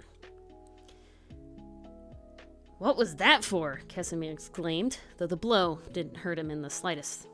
I was feeling threatened, and you needed to use force in order to on such an unruly inmate, the guard replied as he continued to bash Casimir over the head, causing quite the ruckus, but resulting in no damage. What's all this then? The other guard rushed back in from outside, weapon drawn. This criminal's resisting arrest, the other guard replied, continuing to hit Casimir. Obviously, I'm already chained to the wall. You should arrest him for excessive use of force, Casimir replied between the banging on his helmet. What? The guard stopped his assault. He's got a point, Sebastian. I'm gonna have to arrest you too. Barry, He was interrupted by the sound of shackles closing around his wrists as he was led into a cell of his own. Hey, if I was arrested... Oh, no, sorry, wrong person. Hey, if I was arrested again, don't I get to speak with my lawyer again? Casimir asked, asked the unjailed guard. Well, I suppose so. Don't listen to him, Barry. You should talk to a lawyer, too, Casimir cut in, and the guard fell silent. My lawyer is Aloria. She should be at the top of that hill outside. Please go get her for me. I can do. The guard ran off. A little bit later, Miss Molly and Aloria showed back up at the jailhouse. Go stand outside and cover your ears, Aloria said to the free guard. Attorney-client talks are confidential. You shouldn't be listening in. All right, said the guard, who then left them alone in the jailhouse. File's in the top left drawer, but it's locked, Casimir said without missing a beat. Hey! The guard shouted from his cell. How should I get it open? Aloria pondered, ignoring the guard's cries. I could disassemble the whole desk, Miss Molly offered, but it might take a while. Use my universal key. Aloria looked at Casimir, questioning. When did you... I mean a crowbar. It's my crowbar, Casimir sighed. But then they'd know it'd be tampered with then. I know you're tampering with it, the guard shouted, straining at his chains. Then a sly grin spread across Aloria's face as she turned to the jailed guard. You don't have a lawyer, right? What does that have to do? Tell me. You tell me where the spare key is, and I'll pay your bail, and my client will drop the charges against you. The guard thought about that for a moment, weighing his options. All righty then. The deputy has the spare key. And where is he? Aloria questions. He's at home. The guard gestured towards the mouse hole. The mouse? Aloria asked, raising an eyebrow. Yes, the mouse, the guard replied, irritated. Aloria shrugged and reached her hand into the small mouse hole. After feeling about for a bit and accidentally rearranging the mouse's furniture in the process, she produced the key. The left drawer did indeed have the files Jeb was carrying around with him, and they lent a wealth of information as to guard promotions, deaths, and more. As Aloria was perusing the papers, Lycori walked in. I got a message on the skull phone and shh, Casimir yelled, gesturing to the guard in the cell. Your skull, what? The guard yelled back. Nothing. Aloria sort of hand waved as she opened the second desk drawer, revealing multiple magic potions. Tell me, who are these? Aloria questioned the guard. Oi, they're the prosecutors, he mumbled. Those are for making you more convincing, Miss Molly informed the group, peering over the drawer on her tippy toes. Well, we don't want the prosecuted using those, Casimir grumbled. Pour them out outside. Aloria took the vials and the paperwork, and then locked up the drawers, returning the key to the mouse hole. Good night, Casimir, Miss Molly said, waving goodbye as the party left for the tavern. As I was saying, Lycoria began as the trio walked towards their resting place for the night, the skull phone had an ominous message as to stop meddling and leave the town alone or die, or something like that. I don't know what it has to do with the case, or if it does even have to do with it, but it's not like we can leave town before the trial. Aloria nodded. Let's wait until we can discuss with Casimir in the morning. After a nice rest, the trio showed up to the jailhouse to get Casimir out on bail. Upon arrival, they saw yet another cell had been filled. The mouse deputy sat chained to the wall in a tiny mouse-sized handcuffs. What did he do? Miss Molly asked. Dereliction of duty, I'm afraid, the judge responded. Oh. Without further ado, the party paid both Casimir and the guards bail. You'll need this to see Lindell for the discovery, the judge said, handing a slip of paper to Casimir. Run along, she's waiting for you. The party hurried off to the restricted district with full permission from the judge. They knocked on Prosecutor Lindell's office door. It opened, revealing the prosecutor who, even indoors, still sported her parasol. After exchanging the evidence each party found, they hurried off to their next objective, sneaking in to the mayor's mansion. He was the only one who had been promoting all the guards and had been mayor for as long as most could remember, though he never left his home. The party strode through the restricted area towards the back door that Aloria had found on blueprints that were kept in Jeb's files, and they barreled right into the giant guardsman himself. Hey, I think you might have gotten off on the wrong foot last night, he began, his hulking frame casting a shadow over the party. Now, I was well reprimanded just now, so mark my words, if I catch anything out of line with you lot, I won't hesitate again. Maybe if you weren't so incompetent in the first place, Casimir began, but Lycoria cut him off, seeing Jeb's face start to turn red. We understand, Mr. Gartzer. I hope you get promoted sooner rather than later. And that was the end of the session. Now I have to look at chat. Such good storytelling. Well, from what I can see, the guards are dumb. That seems to be the general consensus. Yes. The guards were very dumb. Honestly, the guards were dumber than I even got to portray. There was a lot more that they did that was pretty wild. My God. But There this was was a so very much. long recap. Very, very long compared to the other ones, so. It was very thorough. I loved all the voices and Thank you. the summary I did was try. very well done. I need to be better at my... Oh, thank you for the follow, General Bedpost. Oh, never mind. You're a bot. I still appreciate it. Follows are nice. We always appreciate a good follow here and there. Definitely not gonna sneeze at that. But yeah, no, that was a very interesting session. I was a pillow for a good for the good first part of it. That. So that was fun. Thank you for the follow, Magapith. Oh, thank you, Magapith. Yeah, I said it right that time. Okay, to make sure. Oscar, how are you attracting them? Yes. They seem drawn to you. You know, it's all them strong muscles he's got. It really is. I think they're jealous, personally. Oh yeah, they are. The robots can't have muscles, so Jealous. Exactly. All they can do is get All right. upgrades.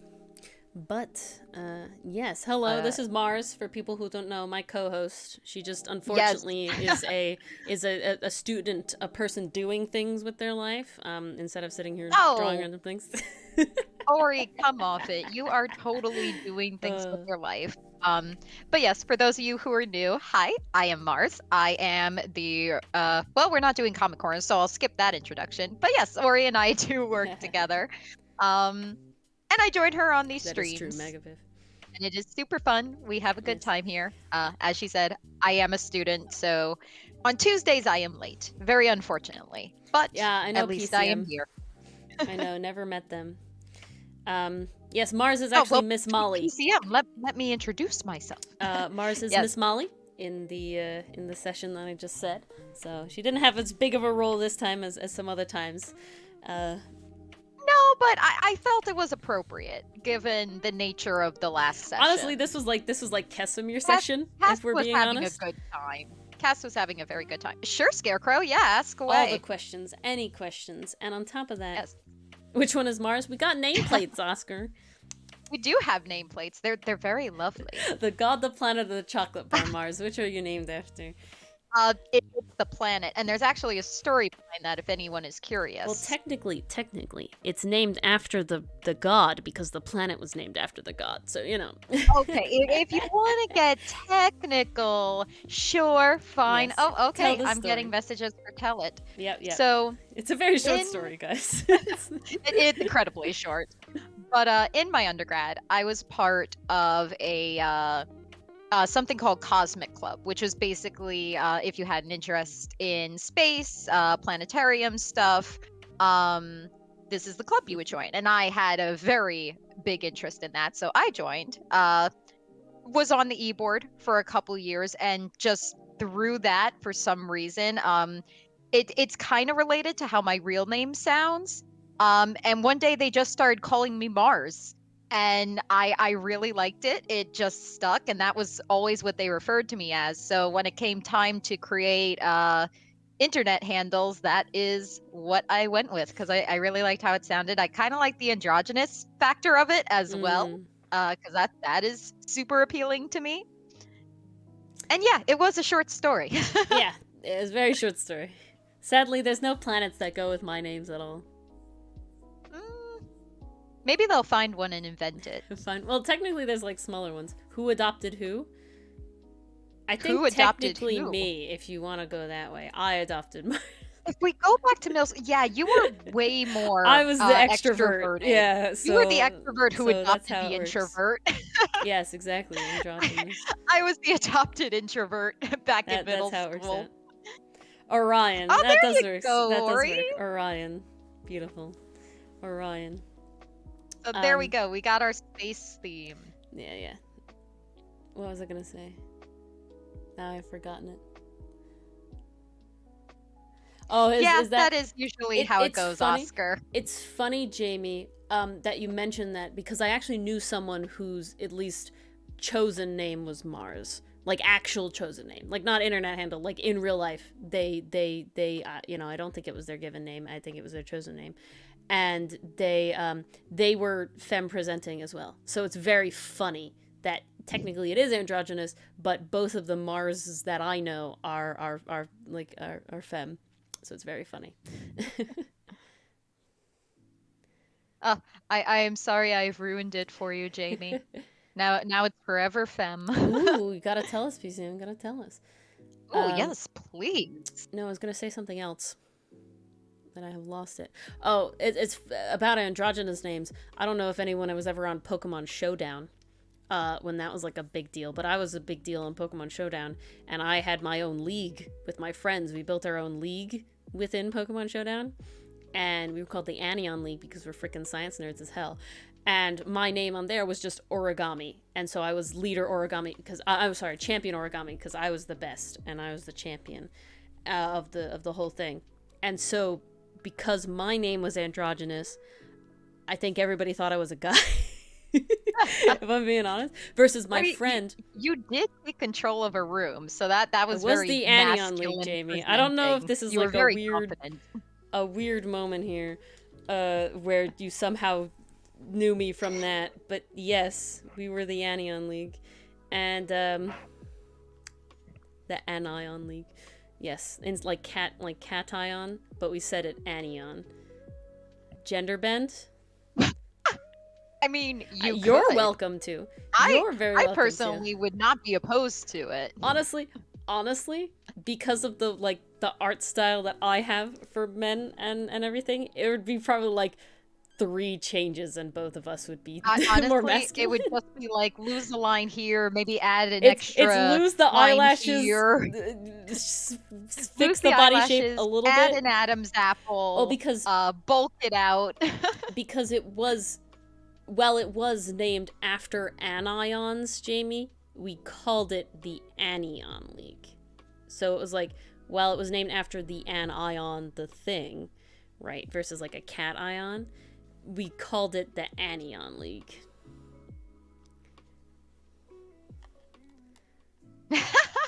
Yeah. Yep, that's a gender bent Mars, sure.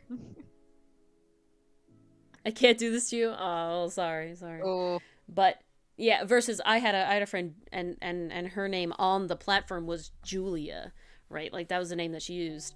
And so she got a lot of weird people messaging her. I won't lie. oh, jeez. All right. Okay. We're gonna back to this game now. And Mars, you can see I have this beautiful Belt of Dwarven Kind, which is probably the best one. The Bag of Holding, which was also pretty good in the end. Oh, very nice. The farthest one was this Wind Fan, which I just very much didn't do right. And then we had the Apparatus of Qualish, which was pretty close, but much cuter in my version. PCM, what bad news? Oh. Aries, yeah. That's, okay, ticket there, Oscar.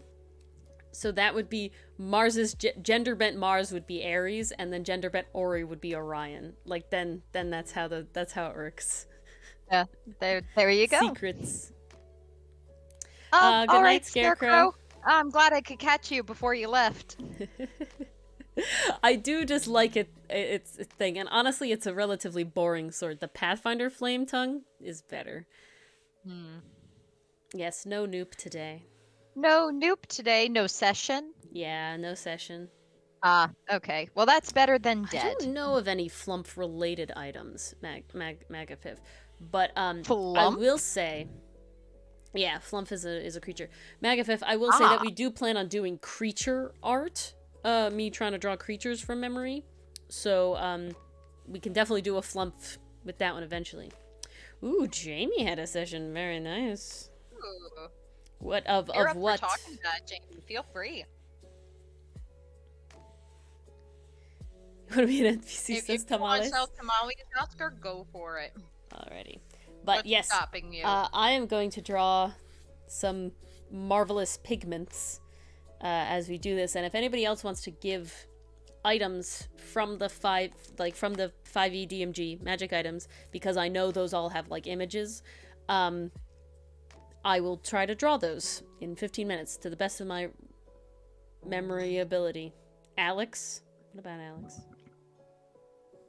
Okay, Oh. PCM.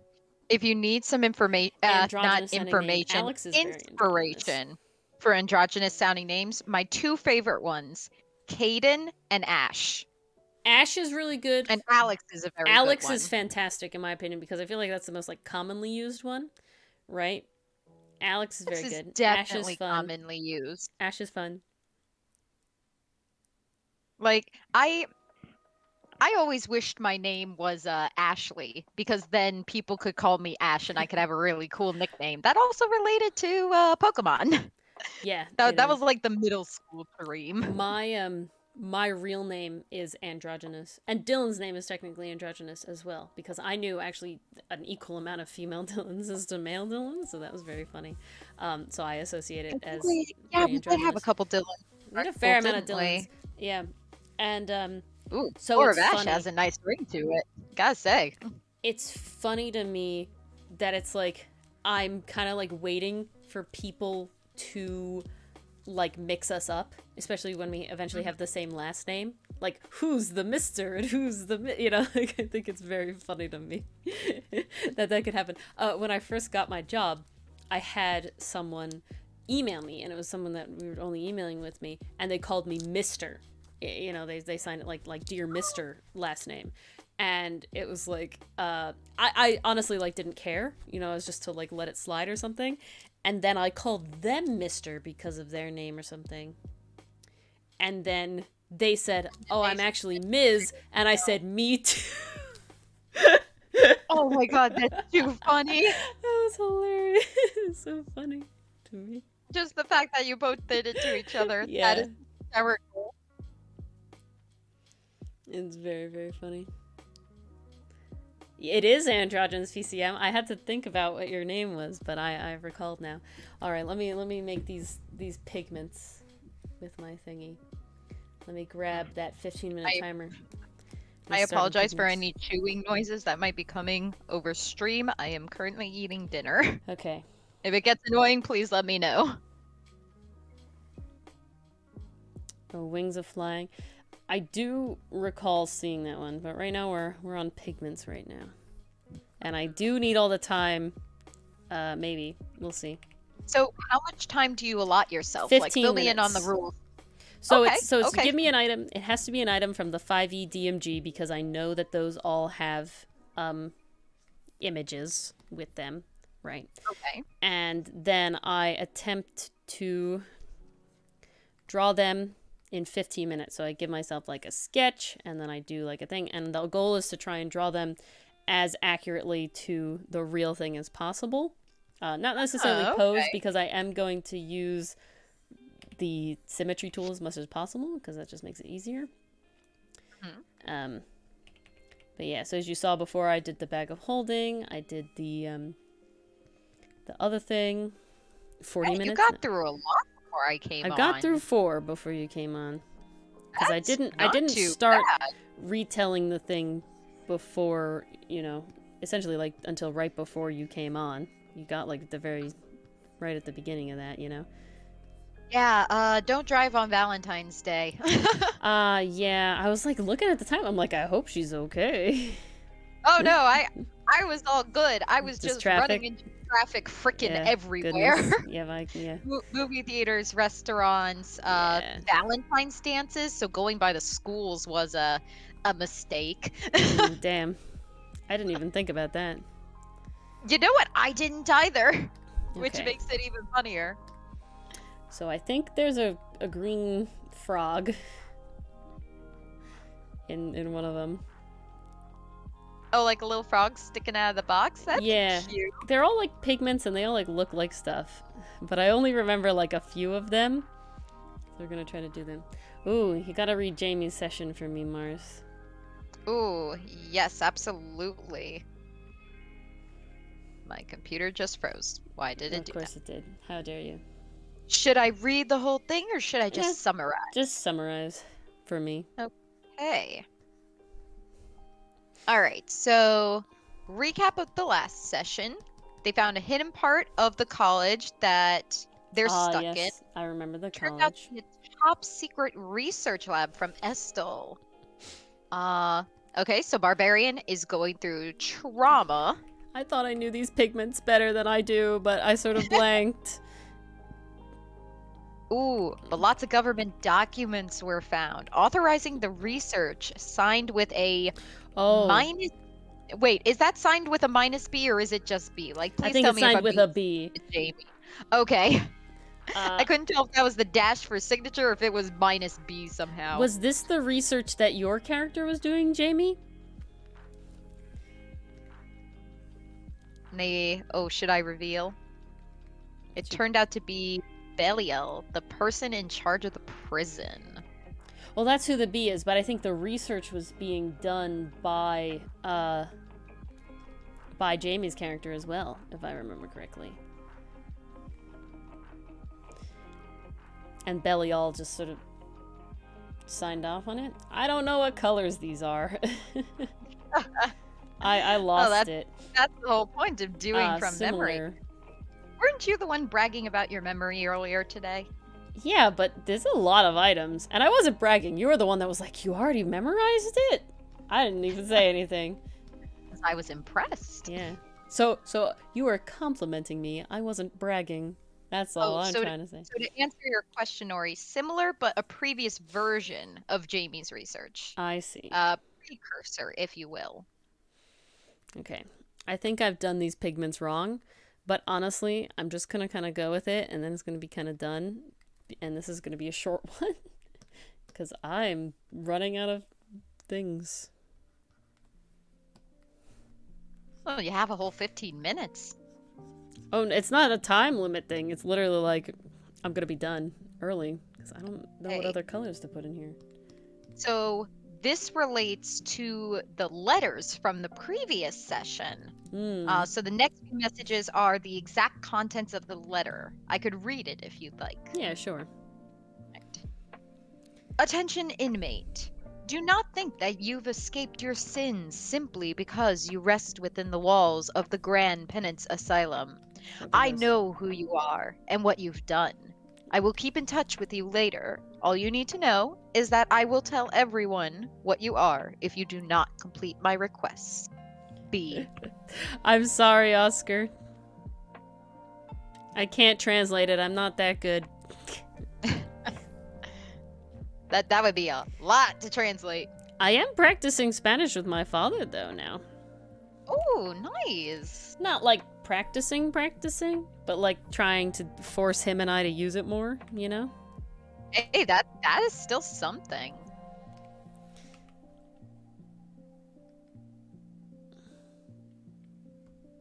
Oh, geez, Jamie. Threatens you. Oh my goodness. Oh, I was reading the other line where they said they almost died twice. Yeah, well. Maybe avoid those death situations if you can. I'm excited because I got a spell that allows me to summon undead as my, like, another minion. And so that in Pathfinder, that means I gain another action. Oh, you were ecstatic about that. Oh, it's so good.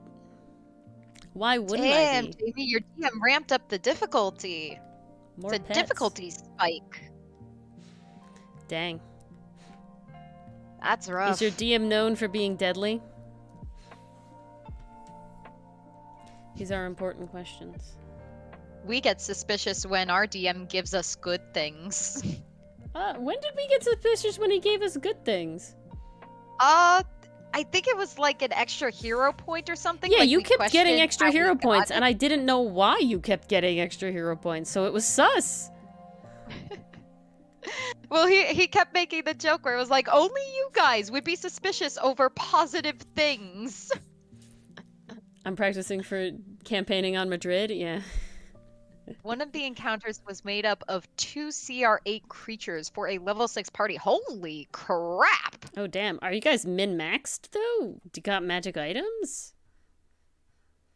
Yeah, I was about to These say, seem how is difficult. that balanced? If your PCs aren't crying, you're not having fun. Oh, I know what kind of DM you are, Magapith. Oh, jeez, Magapith. Oh, ouch! Pain. Bro got hit 2d6 piercing, 4d10 psychic in a single hit. Yeah, Yikes! that's pain. That is huge pain. I would definitely be doing a double take if that happened to me. I'd be like, okay, for my next move, I run to the fucking back of the party. For your next move, you get near Lycori. Yeah. Make my job easy. Miss Molly is pretty attached to Lycori. I have to say, Lycori definitely, like, seems to be like a gentle. I don't know if I'd go so far to say parental figure yet, but definitely a gentle authority figure. Like, Molly trusts her very much. Good. The only one that Lycori has any issue with is Casimir. Solely for the fact that she really does not understand him. Right? Like, they really... Like, at least Aloria, Lycori can, like, a lot. get...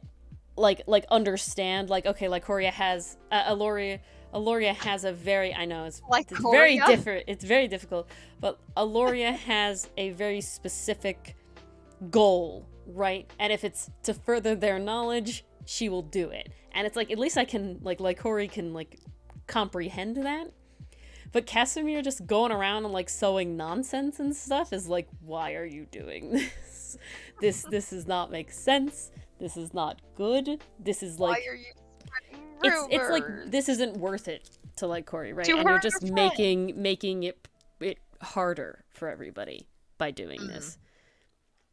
Like, so far, well, he has done stuff that, like, helps, not this shenanigans. And so it's Yeah. like, why are you doing this?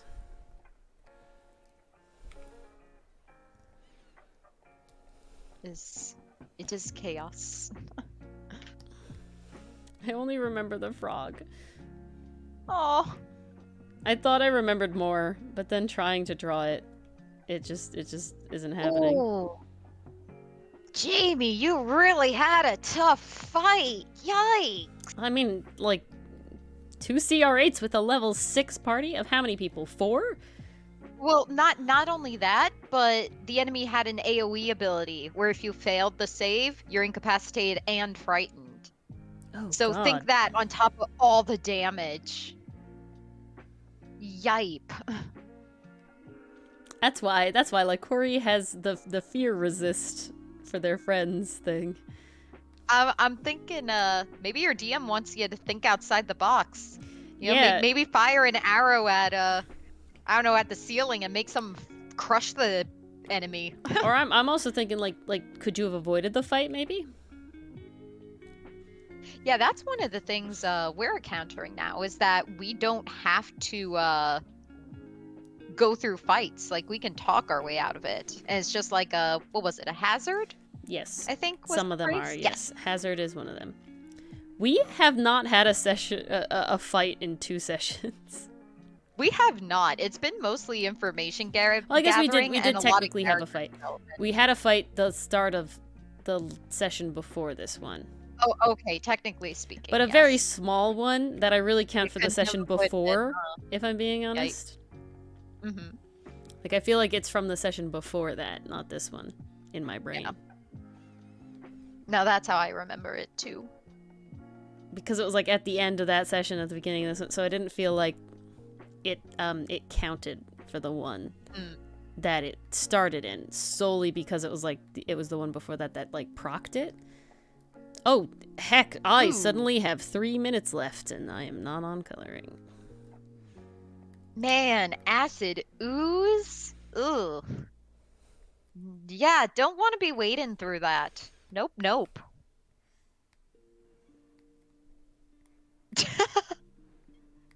Oscar, Jamie said the magic words. That's why. Yeah, named I your have favorite that problem always. You're hungry for acid, Ori? Oh, no, I'm just hungry in general. Ooh, I have chocolate here. Nice. Ah, yes. Amazing. I just had some nice warm soup. Ooh. So that was nice. At least you survived, Jamie. That's important. That is very important. I told them about our, whatchamahoos, our tea, briefly. Ah, yes. Yeah, you went all out on that one. It's fun. I now know how to host a proper tea, thanks to you. That's a skill you needed to have. It is essential for getting through life. It truly is. How can you be a good hostess if you don't know how to serve tea? You'll get it back, Oscar. I promise. It'll happen. Honestly, this box you're drawing kind of reminds me of chocolate like assorted chocolates. I see what you're saying.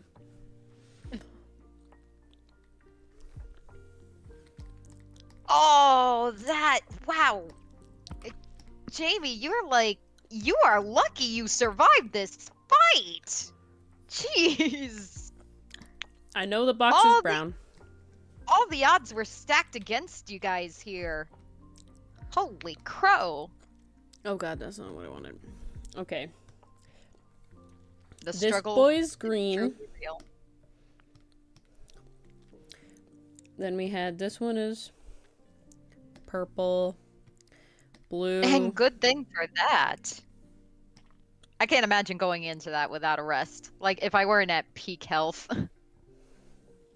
Smart move, Jamie. Smart move. It's like after you finish the fight, okay, I need sleep. I'm about to die. That's us. It really is, every time. This is like this color. Oh god. As Molly is just like, yeah, I'm not feeling so good. I'd really like to close my eyes now. Alrighty. Yeah, my pigments are not that great. Oh, you know, Oscar, sometimes they do that to you. It happens. Oh, it's very spooky, Jamie. I definitely have a oh shit moment when I lose health very quickly. Regardless, could be tabletop RPG, video game RPG, like anything. If I'm losing health in a quick manner, I am panicking. Yeah, Mars has a problem when we lose health in Ace Attorney, guys. Yeah, no, well, I've gotten better. I have gotten better. Okay. I like to think I've gotten better. This is where I got with the marvelous pigments in 15 minutes. My insulin, no. Okay, let's see the reveal. It's such a cute little box. Oh god, please let me do this. Oh, there was less than I thought there was. Okay. I thought there was more than there was. That's why I was having a problem. I was kind of right though. All right, I was more right than I thought I was, but I had too many. Come on, put it up there. We're getting there. We're getting there. So I forgot about the like assortment of brushes. Oh. But I got the blue like fishy thing. I got the strawberry and I got the frog. Like it was pretty good. Damn, it's better than I expected. I completely didn't even remember these brushes in any sense. If I'm being honest, I didn't remember them at all. But that's damn, it's because I thought there were more pigments than there were. I felt like it was 6 pigments, 8 pigments, and not just 4 pigments. I probably would have more time if I did that, but this is a lot of stuff going on. So you know what? 15 minutes, we're decent. You're decent here. Yes, Oscar. Ori does make the desserts for the tea party and the sandwiches. Yeah, I did. I'll upload today's too. Give me a second. Definitely went ham, but it was so fun. Usually what happens is my mother makes something and then it's like, then I did it. So far we've had checkerboard, swirls, and now we've had Valentine. It had hearts is essentially what it was. Where's my thing? Ooh, I think I gotta do clovers for St. Patrick's Day. I am obligated to do that. This one. All right, I need a clover cookie cutter to make little sandwiches. Our tea today. Oh, hopefully the raging barbarian doesn't attack. You know, anger is a much better alternative than knacks in your face. I'm glad I am sensei.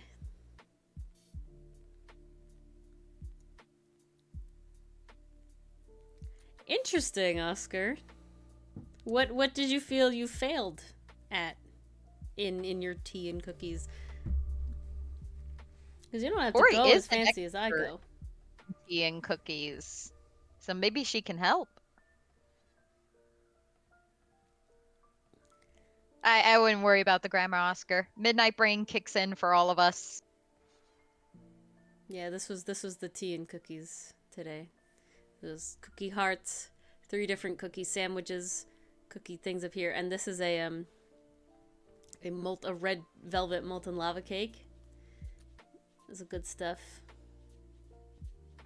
It was so delicious. And then I broke out the hearts. I broke out like rose teacups specifically. Had to match the theme. Yeah. My mom like complimented. She was like, "Oh, you broke them out." I was like, "Yeah, I had to."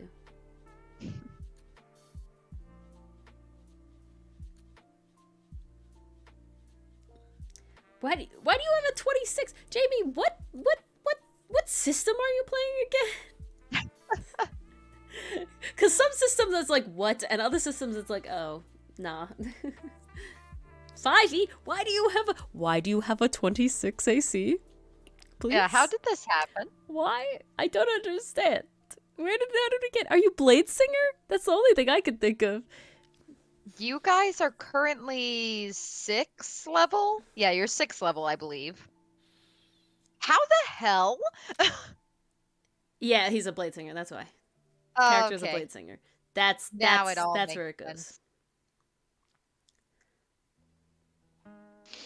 Now it all checks out. I was like, oh, okay. I'm sitting here like, there's no freaking way. You can have a fancy tea party, Oscar.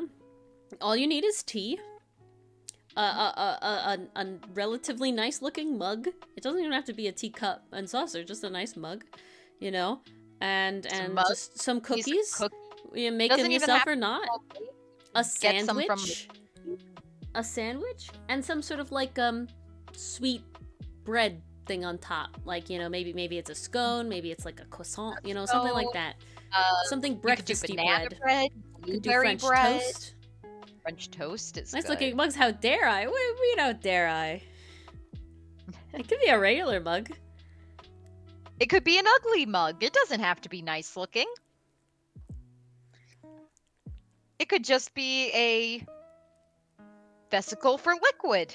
Doesn't even need to be a mug. A glass. What is it? Well, Un glass tazo, seems right? restricted, Tazo so that's why is I was mug. more broad. And un vaso is a glass, right? Am Vaso, I I doing think, this? glass, Vaso yeah. is glass. Taza. Ah, Taza. una taza. Ah. Okay. Apologies. You need to practice some more. I do need to practice some. I'm like slowly. It's like words that I just never use. You know, like like what did I learned the other day that like cinta is tape. That's the thing. It's like situational words. Yeah, un cinta is la cinta is the tape. I had to look up robillo for no, I'm sorry. Rodilla is knee and tobillo is ankle. That's what I had to do. Rodilla is knee and tobillo is ankle. That's what I had to do. Fascinating. Oh. I'll be right back momentarily. Goodness, Jamie, that's a lot. All right, marvelous pigments. All right, do we want to do the wings of flying? I feel like they were shoes, but maybe I'm wrong. If Magapiff is still here. Those are some good spells to have, Jamie. They are good spells to have. Wait, what do you mean it's my turn? What does that mean? To get apparently your insulin, I'm assuming, is what those emojis mean. I don't think I need insulin. I'm pretty full of sugar from today's tea party. I think any more and I will actually explode. The ambience doesn't work. Gotta turn on some nice music or something. Or watch a nice show that you enjoy. That's what we do. That's what Mars and I do. We watch anime. Yes. And not anime, and Western animation. We did watch Western animation. We do always shove some Western animation in there. Tangled yet. The actual series, watch Tangled. It's very, very good. Eugene, top tier. All right. Oh, he's so good. I think then we're going to stop the game. This is the game. And I'm going to work on for the last 40 minutes. Actual thing that I have to do. Ooh. Items from memory 1. Boop. Beep boop bop. Ooh, yeah, that's the best. Sips on chihuahuas barking. With carne asada and banda. Mm. I am busy. Always busy.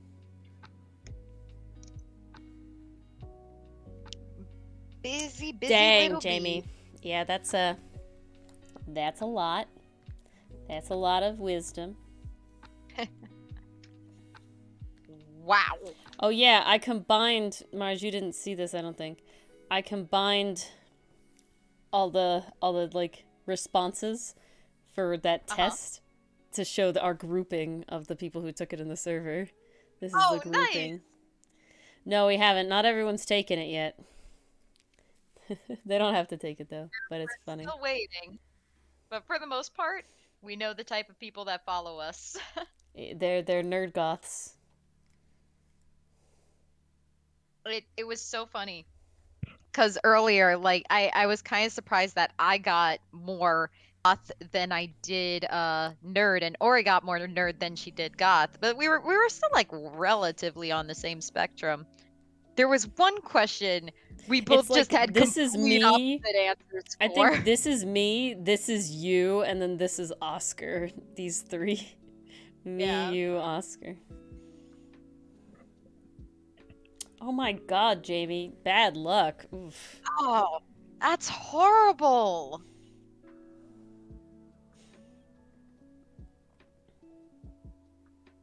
So there's a website you can go to, Jamie. I think I can actually copy paste it for anyone who's interested. It's in the Couch, Discord. it was in, It's in counter seating. I'll Counter- reply to it. Dylan found this thing. I'll at you. There it is, Jamie. That link. And anybody else, I just put in the counter seating. That's the word I want. In the Discord. That's really the word I wanted. Discord. There you go.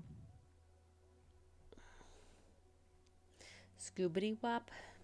Ah, yes. Boop. Color this. Because they are the imposter, Oscar. If they don't answer, that's the true telltale sign, huh?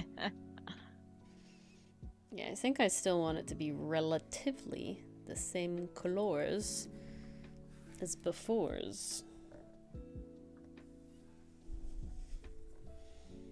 With love. With love. How loving. So here it is in the chat as well.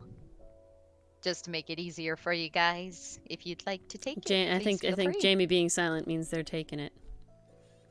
Awesome. That's my suspect. That's how you end up on the chart.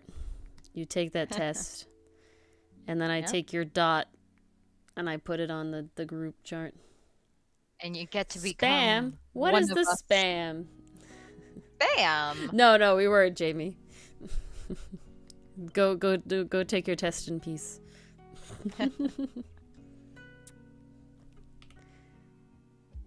Well, that's a good memory it has, Oscar.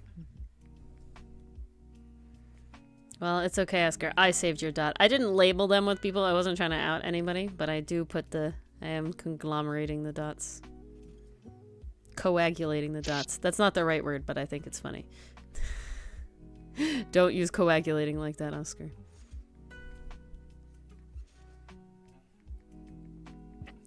This is some very cool armor. This is some very what? Very cool armor. Did I cut out? You did. It's Oh, very crap. mer. That's what you said. This is some very mer. This is some very I said don't use coagulate like I did in the context that I did. Coagulate, I'm pretty sure, is mainly used for blood and nothing else. Typically, yes. Although, well, that's a good question, actually. I'm making Mars think. Yeah, like that. Coagular? Is that Coagular. Uh, Is that a real Spanish word, Oscar? Or are you trolling me? yeah, coagulate is specifically referring to To the blood. blood clotting process. So it doesn't Oh, seem like it's used with anything okay. else. Coagular. Specifically made to prevent You usually thrombosis. screenshot it and then just post it in counter seating, Jamie.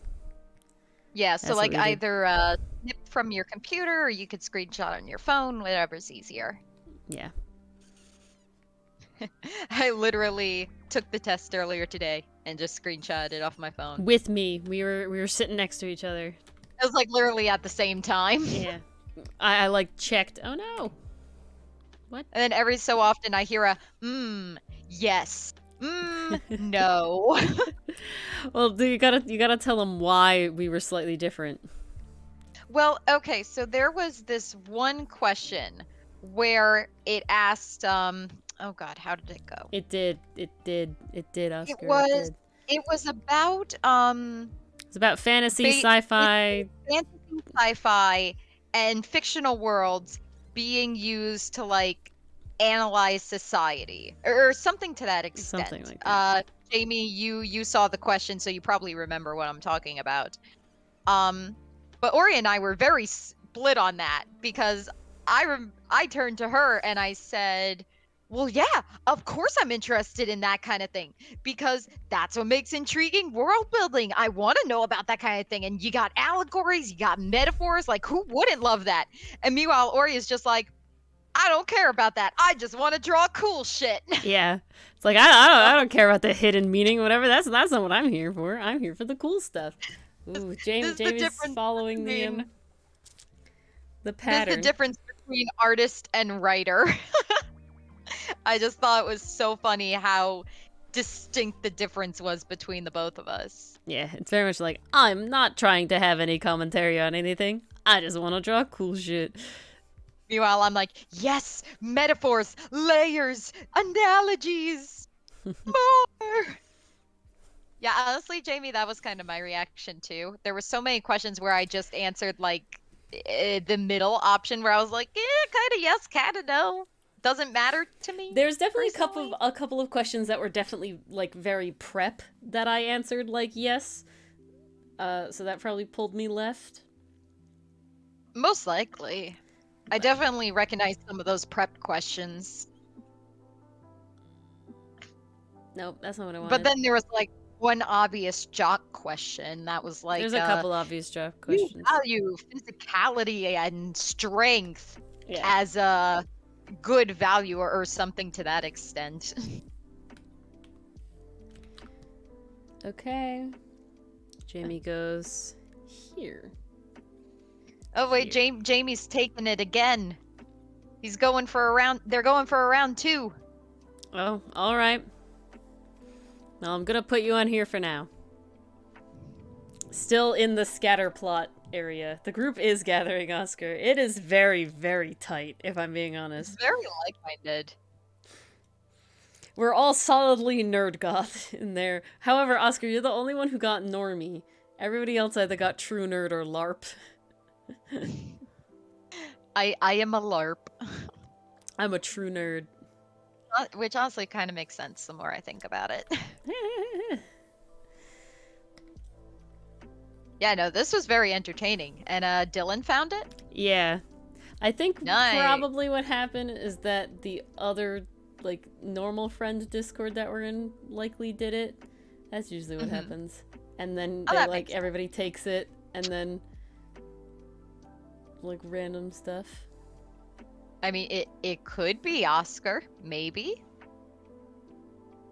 I don't think we can scientifically prove Who knows? That. It'll forever be a question.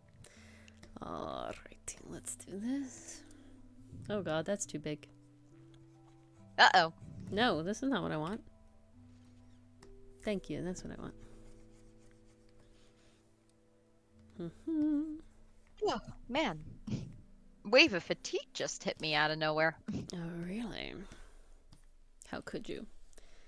I know, right? Almost in the same place? Alright. I'm gonna leave you where you were then. This is your new home. Yeah, probably. Jamie, even though I was answering kind of wishy-washy, I still felt like, yeah, this is accurate to how I feel and what I think. The questions 'Cause were well constructed. someone said it was like, oh, like you can tell what they are and whatever, and it's like, well, you're just supposed to answer truthfully, you know? It's Yeah. not supposed to be like I mean, analyzing it at the time. the way I take these tests are like go with your gut instinct. Like if you click that one Mm-hmm. first, then go That's with it. that Yeah, one. don't You think about it too overthink much. and it's going to be muddled. Yeah. It is a hive mind, Oscar. It really is. Exactly, Jamie, That's the goal. exactly. Well, that's why it's hard though to take like the Myers-Briggs ones, I feel, because they're just so long. That No, like the at a Myers certain Briggs point one, firstly, yeah, exactly. Way too long. I get tired like I get halfway so through. tired and then I'm just like I don't want to do this anymore. And it's just like the numbers are so vague to me. It's like, how would you rate your reaction to this? I don't know. What does 73 mean? I know it's on the more intense side, but I don't know. Yeah, at that point you just kind of go, eh. Eh. I like how this one did it, because, like, 1 thumbs up, double thumbs up, one Well, thumb usually down, a lot of the 2 thumbs down. Like, a that's lot clear, of concise. I think people can follow that. but a lot of the Myers-Briggs ones I've taken have been like agree, disagree, strongly disagree, and like no comment or whatever. Some of the newer ones are like that, I found. Because I remember there was one that involved, like, a slider, and you indicated how you felt by, like, how high the number was. I much prefer the one that's, like, agree, disagree, strongly disagree, etc. Yeah, yeah. It's like, at least I know what that means. I can tell what that means. Exactly.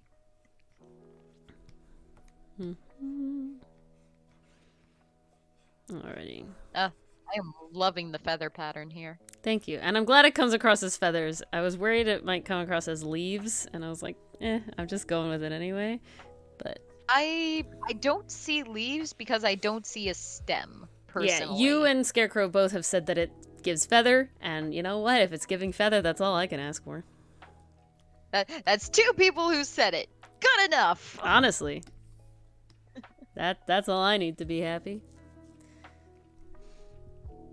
This one, yep.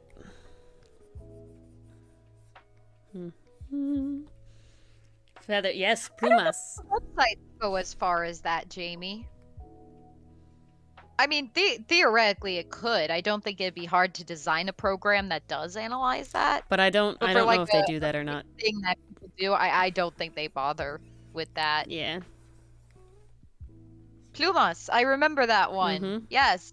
I think that was during our pet unit. Pluma is also pen sometime, right?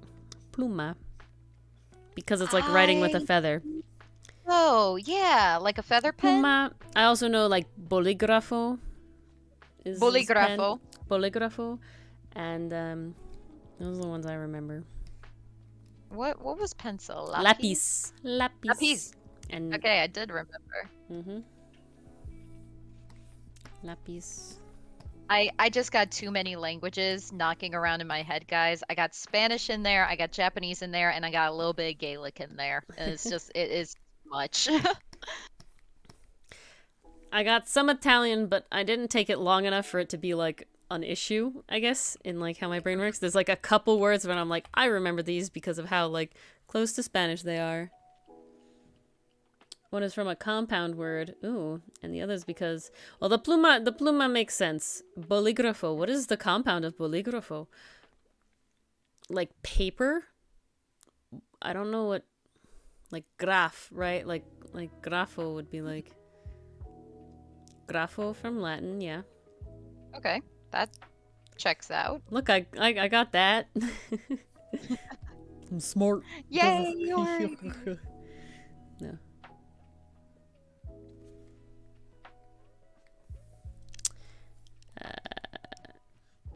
There we go. That's what the problem is. Aha. I found you. Okay.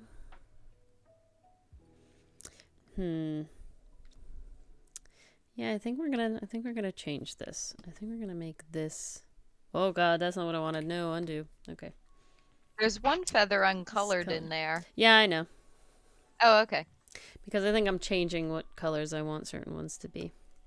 Gotcha. You gotta play around with it until it feels right. I mean, I love that it continues the tunic vibe of the original. Yeah.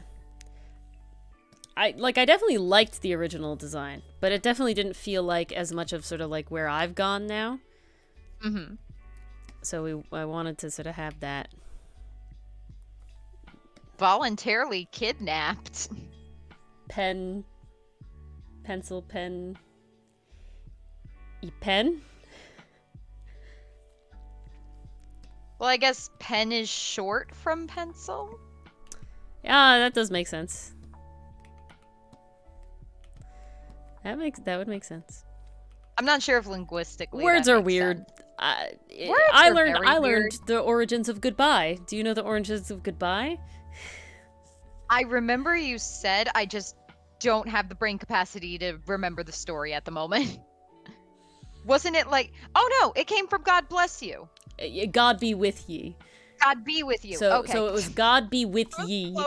right? Was what we used to say. God be with you. That was like the goodbye. And then it slowly shortened to goodbye.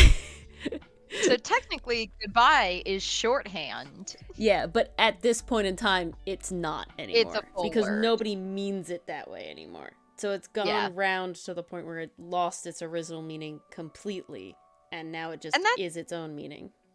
And that's the fun thing about language is we have so many words nowadays that literally did not exist.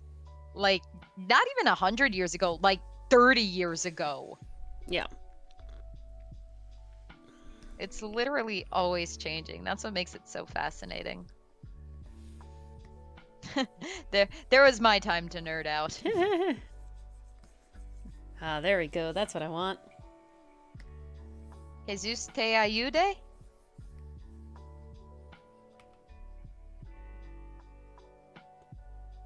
Okay. Jesus helps you? I think that's what that is. Jesus helps you? I think that makes sense when someone sneezes. Like, that's basically a translation to, God bless God you. bless you? Of bless you. I learned the like what you used in Spanish instead of saying bless you was salud. Salud. I remember that one. Wasn't that like good health? It's just or something? Health. Just salud. Health. It's also my understanding what you say at like a toast. That's what I learned in class. I very much recall that. I know how to cheers in way too many languages, if I'm being honest. That's one thing I know how to cheers. I know how to cheers in a lot of languages. I know how to count to 4 in a lot of languages. You know, the one thing I will never forget from learning Spanish is the word calor. And that's literally because, so after we had our weather unit where we learned the word calor, which means hot, we moved on to describing people. That was our next unit. So our teacher had a PowerPoint. I forget if you were in my class at that time, Ori. I don't recall, if I'm being honest.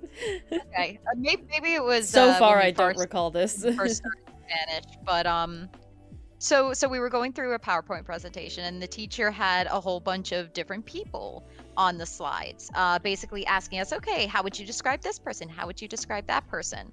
One girl had left the room to go to the bathroom, and she comes back. We switched to a picture of, a pretty good looking gentleman.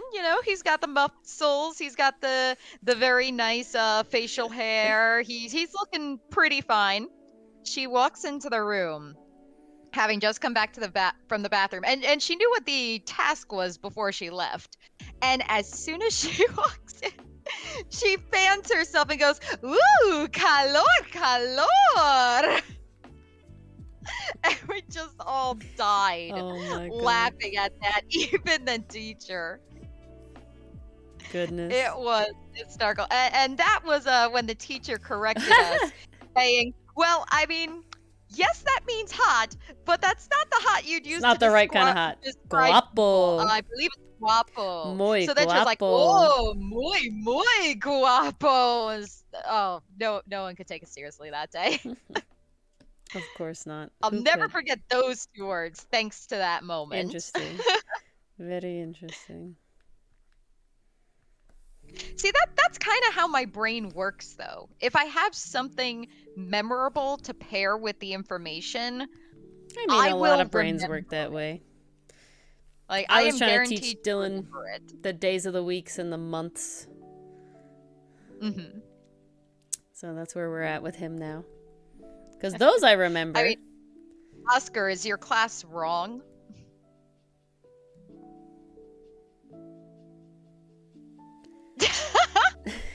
Oh gosh, JB. Everyone is una chica muy bonita. Is that what you're saying, Oscar? Or are you just asking me if what todos means? It's like all. Jamie, I think that's sometimes the funniest thing is like when you accidentally like curse or say something very inappropriate. I have one. Everyone's face was like, bro, you okay? Yeah, I see it. Yeah. They were. No, the one thing I hate about learning languages in school the way they do in America is the fact that a lot of people, you're forced to do it, right, to a certain extent, but not in a way that makes anybody actually interested or willing to learn the language. It's in a way where it's just like you have to do it whether you want to or not, and you're gonna pass, and then you're gonna not have to take it anymore. So people put in very, very little effort, and they learn through the grade and then they forget as soon as it's over. It's not even that. It's more the idea that it's like the amount of times that I heard any language teacher, Spanish, Italian in college, say that we will not speak in English in this class. This is the last thing that I will say to you in English. The rest of it is in whatever language you're learning. Because that's, immersion is, and you will not speak in English in this class. Like, you will deal with it, right? If you need to talk to me in English in office hours, like, that's what that's for. But, like, in this class, we only speak whatever. But that's besides the point. Yeah, but the amount of times that I've heard that, wish that was the case, and that they never, ever did it, very sad. Cheers me? Why are we cheersing me? See, I will say this. While I do agree with the idea of immersion, like that's a phenomenal idea, I actually had a teacher who did that in my undergrad. It was for an advanced Spanish class. And I think one of the key things that showed how it wasn't working was she was speaking in Spanish the whole time. And even the native Spanish speakers in the class could not figure out what she was saying. I'm not entirely sure how that's possible. If somebody wants to enlighten me how that could happen, because I'm still trying to understand. That's what I was thinking. That's maybe the only dialect. thing I can think of. But the point that I was trying to get to, words. The point that I was trying to get to is the fact that because of this, you have so many people that just don't give a shit about it, right, in the class. And I'm in this class, and it's like, I want to actually learn this language because either I'm taking it in college, and this hurt me the most in college because in college, some majors do have like a mandatory, foreign language class, but business does. Business, communications, journalism, but it's very much like I'm in this class because I want to learn this language. Please, try, right? Like, you're in college. And this hurts me the most is when people don't refuse to make the sounds that letters make that are not the sounds that you learned, but are sounds that you can physically say. So this is the example. In Spanish, the double L is like a Y noise. In English, we have this noise. We make this noise. This noise exists in the English language. If you don't have any sort of speech impediment, you learned as a child how to make this noise, right? It's not a new noise. But the amount of people that say, como se llama, right? Like, why? The H doesn't make a sound in Spanish at the beginning of words, right? The amount of people that say hermano or hola, right? Very, very annoying. You cannot make a noise, right? Like hoy, you cannot make a noise. You can say oi, you can say hermano, you can say, hola. You don't have to make the H noise. The J noise makes the H, right? The J makes the H. We have this noise in English. We have the H. You say it in hermano when you should say hermano, but you can't say it when freaking J's. It killed me the most. But now, so I took Spanish in grade school. So at least the people there, like, I can understand. You're forced into this class 90% of the time. What really, really gets me is when I took Italian in college. And in Italian, you have the noise GLI, right? GLI. That grouping of words that letters makes a Y noise. So it's famiglia with a Y. It's spelt famiglia, but it's famiglia with the y in there. One of the articles is yi with like a GLI. Yeah, quesadilla, jalapeno, right? Like all of these letters, all of these noises exist in the English language, right? Like at least if you get into French, you get into German, you get into Japanese with their like RL noise, right? Like those are noises that, whatever you want to call that noise. The point is that those are noises that we don't make in English. I tell you that there is no L. But those are noises that we don't make in English, right? So at least you have, this is like, oh, you can't roll your R's. I understand that. You don't make that noise in English, right? I'm not going to fault you for saying, pero with like no rolled R just because you can't do it. You didn't learn that. You know how to make a freaking H noise. You know how to make a freaking Y noise. You know how to make an H. Put it in your brain that this letter makes this noise, and that's it. Because it never changes, right? That's the other thing. It's not like English where it's stupid and like sometimes it makes this noise and sometimes no. If there's two L's, it's a Y. No. If there's a J, it's an H. If there's an H, it doesn't exist. One example of how bad it gets in English. The letter C is the worst phoneme, because that's what you call a sound segment out there. The phoneme, don't come the at letter my is letter. but the phoneme is, so it's a K in the phonetic alphabet. Sometimes. But if it's a C making the S sound, then it's represented as the phoneme S. And yet it can have both sounds. Yeah, that's true, Oscar, yeah. Yep. When people say quesadilla, I hate it so bad. Yeah, exactly, JB. When you choose to be here. Quesadilla. A lot of people did it for fun. They did it tortilla too, and it's like, please, can you not stop? like it's not hard. Again, I understand you can't roll your R's. You can learn. I know that it's possible to learn. I understand struggling and like kind of retraining your brain as you're figuring it out for the first time. But there's like, you have been in Spanish class for 7 years and you can't not say the H noise in hermano, in hola, in oi. Like you can't. Why can't you do in hospital? Why can't you do? Why can't you do it? Ori came for her past I'm classmates. having a problem. It was the one thing that annoyed me every time, and it super annoys me in you have Italian. To admit, some people were doing it as like a joke to be like a smart No. They definitely did it. No, the one that gets me the most is from specifically my 101 Italian class that I took in college as an elective. I didn't have to take this class. I wanted to take this class. I wanted to learn Italian. And the amount of people in that class that always, without fail, said famiglia. Glee. He said ye, familia. Said gnocchi. It's GN, it's a ny. It's a ny noise. We have the ny noise. You can make the ny noise. I know you can. I've heard you speak English with the ny noise. Please. Please. I can't. Fucking grown-ass adults taking this damn class.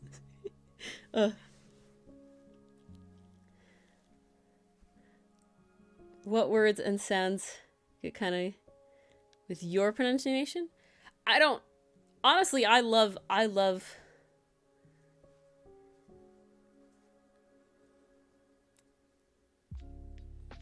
L'hôpital. I don't think there's an S in it. What? I don't think there's an S in it, Jamie. Is there an S in it?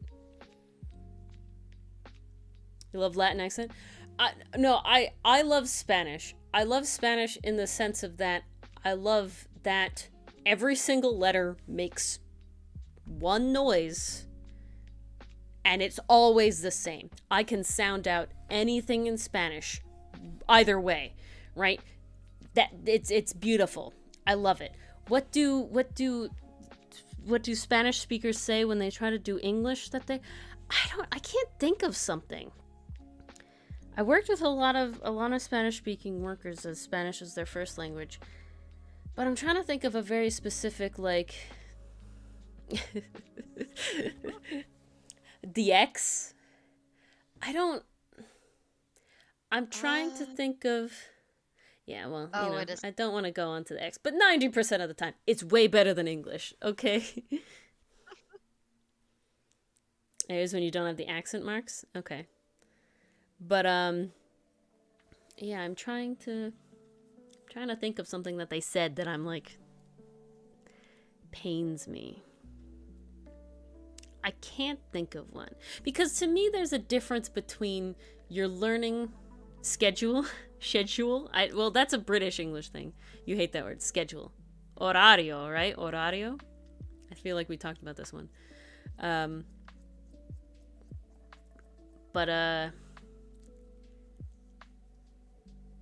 Yeah, French is one of those languages that I'm like, I wouldn't touch that with a 10-foot pole, because that one scares me a lot. French is intimidating. Out of the Romance languages, Spanish is by far my favorite because it has the least sort of like super weird shit. You get to add you get to pluralize real easily with just S's 90% of the time. In Italian, you have to do, is it masculine or feminine? Does it go to e or e? And then you have to change all the articles because it's like it goes from like L to il when it's like, instead of like just la to las or los, like it's very easy there. Yeah, the throat noises. But see, at least I won't fault someone who speaks English as their first language not making French or German throat noises, because you don't make those throat noises in English, right? But it's when literally it's like the J makes an H noise, the same exact H noise that you use all the fucking time. I know you can make the goddamn noise. All you have to do is think with your little tiny brain that J makes H noises now. It's not very hard. Her pain hurts me so much. It's okay. I just can't. I just can't do it. I will say this. The one thing I really liked when I started learning Japanese is that every letter you see gets pronounced. And it gets pronounced in a very specific way because they're not necessarily letters, they're characters that have a sound assigned to them. So for example, take like the keywords, for example. You have ki, not words, but sounds. Ki, ka, ko, thank you, ke, Oscar. ku. And then let's say you put, I'm trying to remember. If you put ten on it, does it become... Yeah, I think it does. So typically when you add like say 10 or maru, which is basically a symbol, well, I didn't say anything about your mother, Oscar. Or did I? Oh no, it's very true, Jamie, because you have to say it a certain way. There's I would call it stress. So we have it in English as well. It's the difference between emphasis, record and emphasis. chord.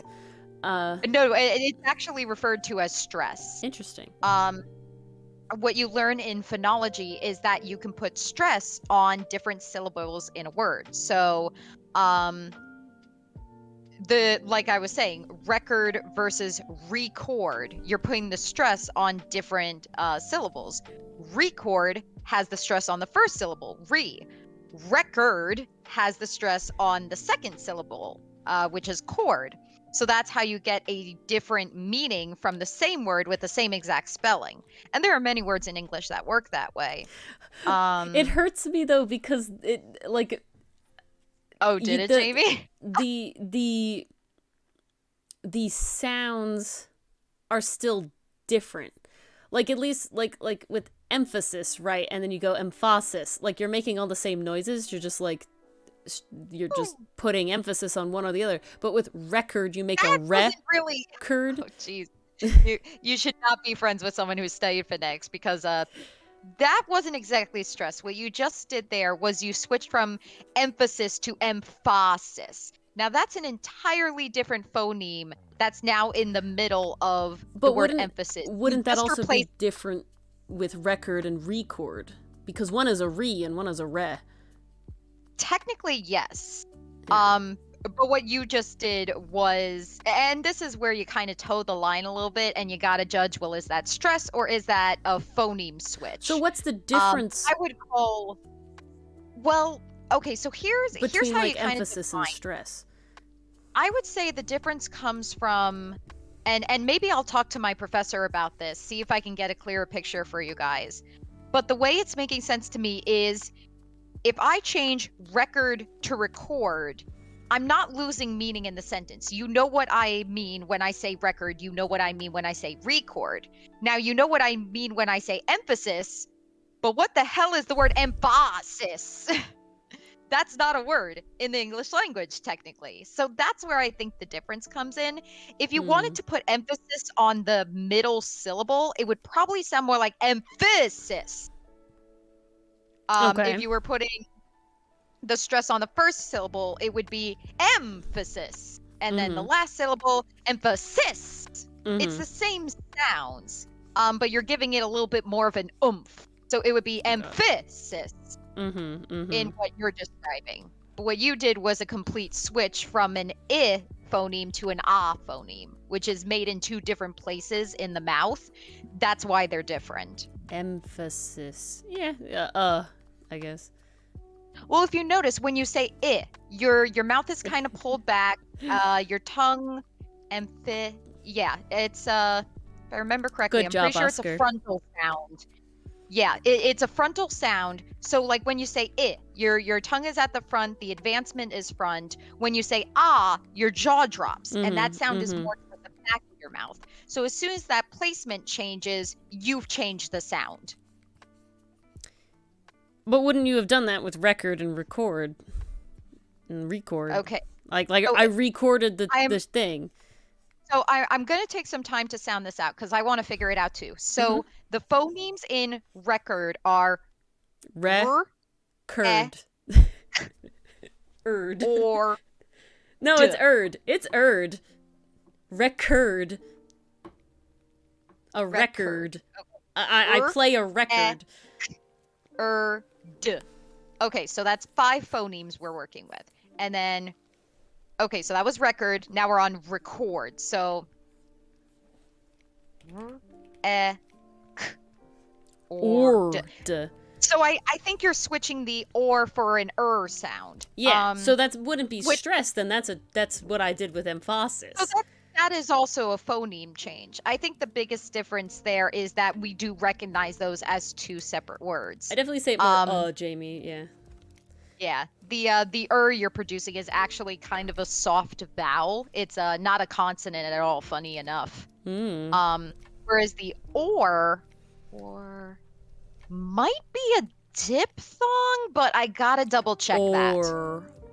Yeah, maybe like an in there, kind of like a u-ish noise in there. Like an e. It's an e. Is you're sliding from one sound to the next very quickly. That's called co-articulation. So you may notice it when you the example we use in class is king versus Kong.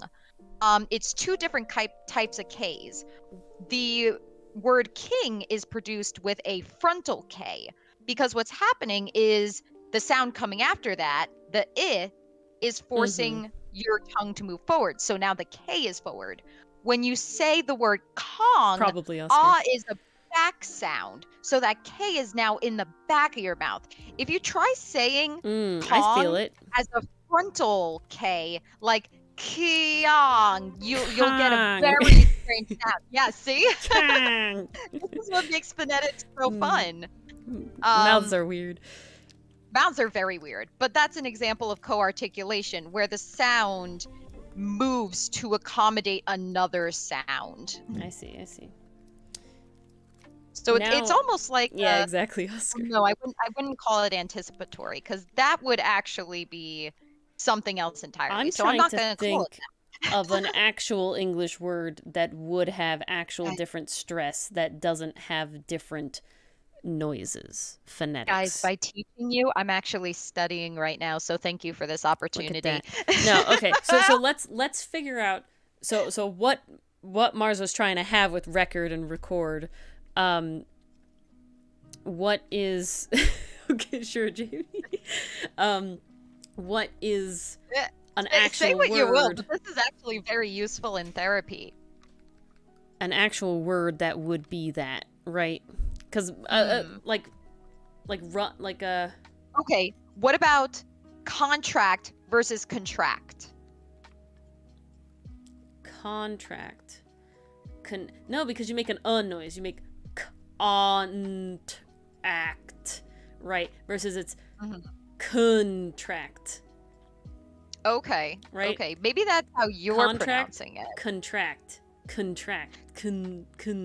Feels like a U. Wow, now I know how my professor feels.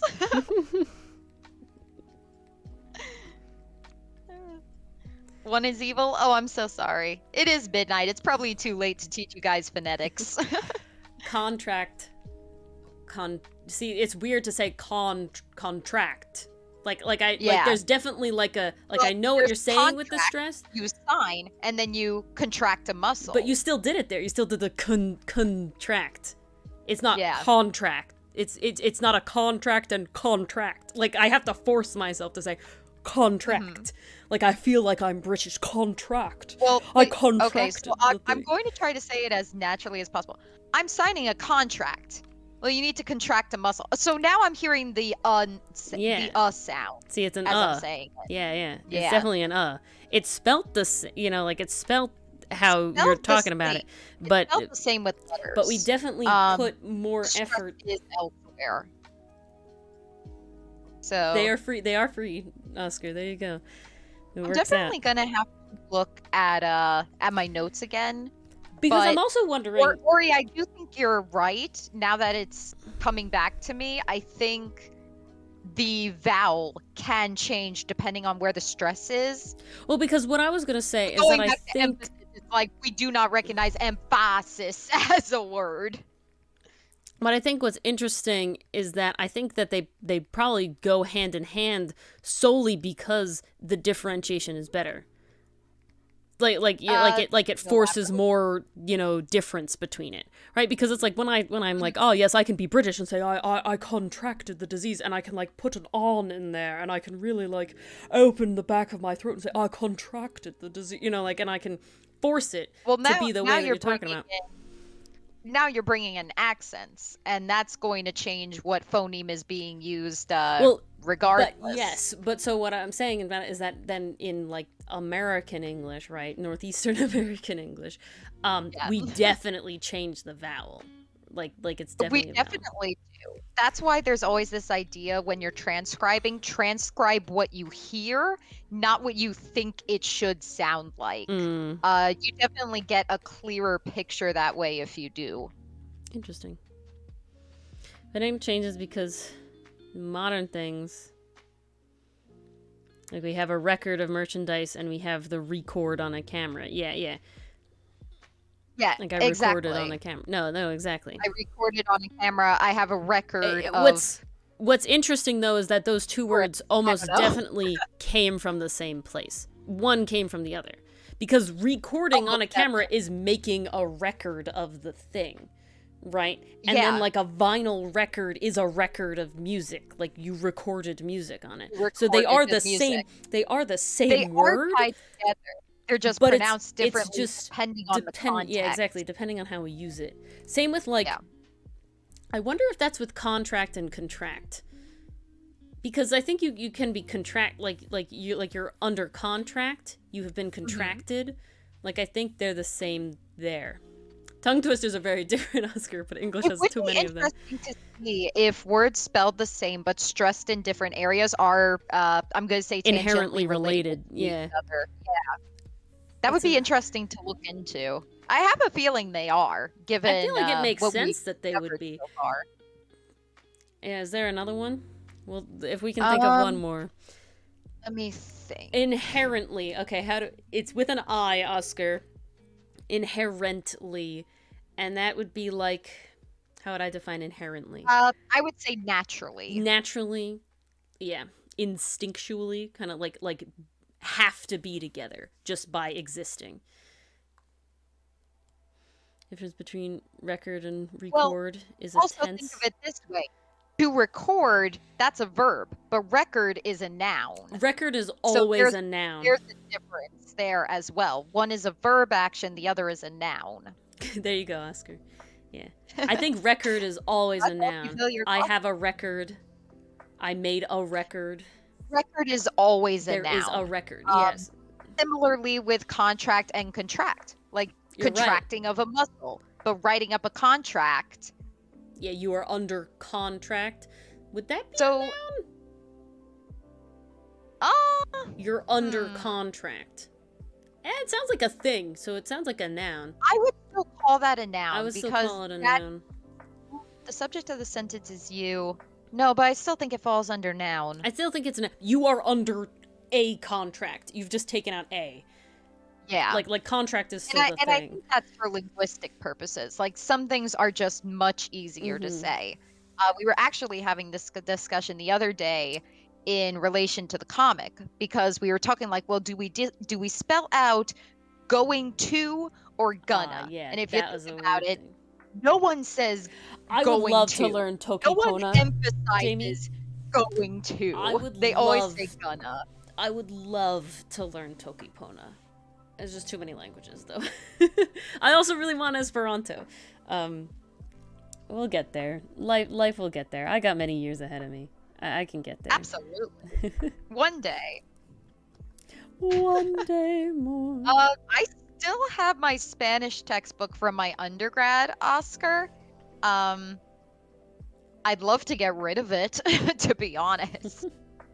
It's not even a textbook, it's just a collection of papers that I had to buy my own binder for. Okay, how do we make this happen? How do we make a stream where Mars and I are like doing Duolingo Spanish? When would we do that? What would we do that during? Like, what would we do that during? I would love to do that. I've been trying to do Duolingo Spanish. I just am bad at routine, and I have to keep skipping through like levels. Maybe for D&D, Duolingo and Dragons. Duolingo and Dragons. You know, Elvish, Draconian. God, there's like Duolingo for like Klingon and shit. There is, and I find that so fascinating. This is one of the jobs where I'm like, oh God, I could never do this, but I respect it so much. Linguists who work on movies to create new languages, like stuff like Klingon. What is the one from Avatar? Omatakayan or something like that. I don't even know. It's so damn cool. It's so damn cool how they're able to make their own vernacular and everything. Oh, it's awesome. High Valerian is apparently another looking nerdy one that Duolingo has under Klingon. High Valerian. Yes, what is High Valerian? Game of Thrones, of fucking course. Ah, that makes sense. Yes. Alright. Yeah, I'm on Unit 12, but I should probably continue to skip ahead. Just keep trying to jump ahead. It'll read you like a caveman, Oscar. You know, not everyone's perfect while typing. Honestly, I know that's not why at all, I have Oscar. autocorrect. Literally not at all. There's never been. If you didn't tell me that that Spanish was your first language, I don't think I would have known. I don't think I would have noticed. Same. If I'm Same being here, honest. I never would have guessed. Because honestly, when I type, I do stupid shit. No, what was the mistake you made yesterday? It was like we know God or something Oh like god. that. Yeah, we know It God. was like We Eric's know line God. where she forgot the T Yeah, on not. not, so it ended up becoming like we know How something have we something. seen him or something? How? Oh yeah, how have we seen this guy? Yeah.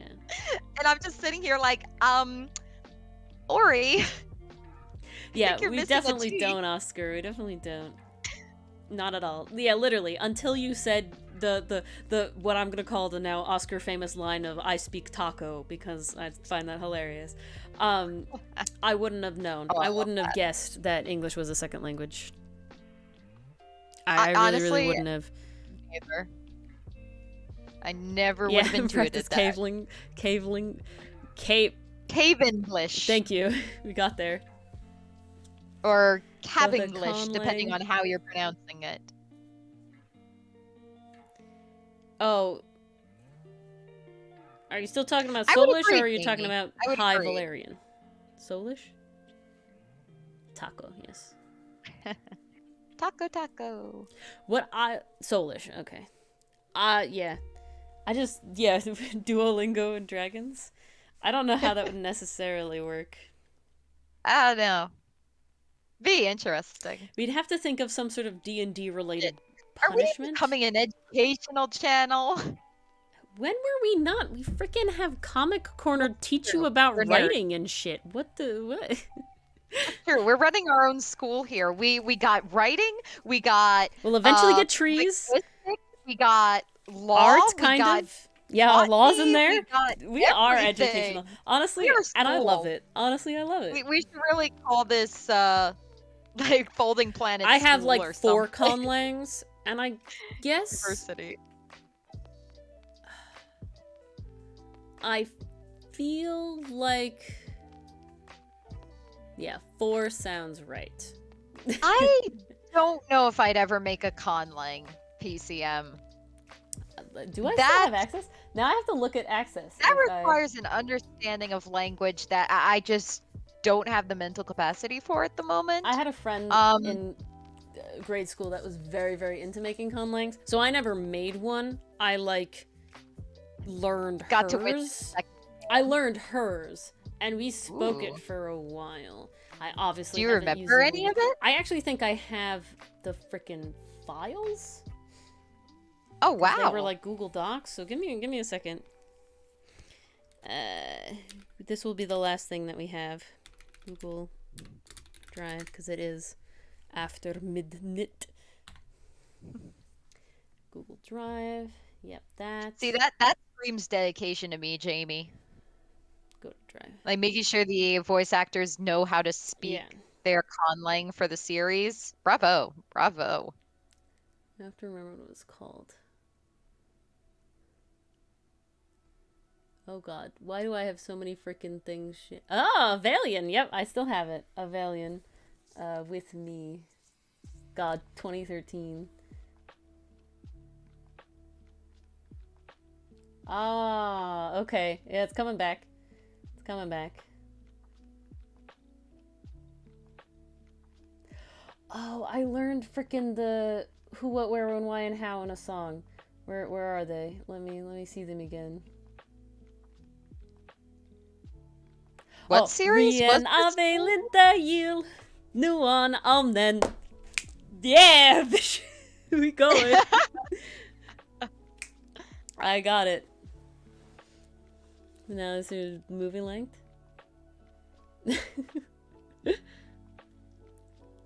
Hey, animatics are cool. Yes, I love animatics. Yeah, so Rien is who, Abe is what, Linta is where, Yil is when, Nuan is why, and Nen is how. Rien ave linta yil muan omnen. Yeah, and Suo Pueove is like I know. And then there's Suo what was not.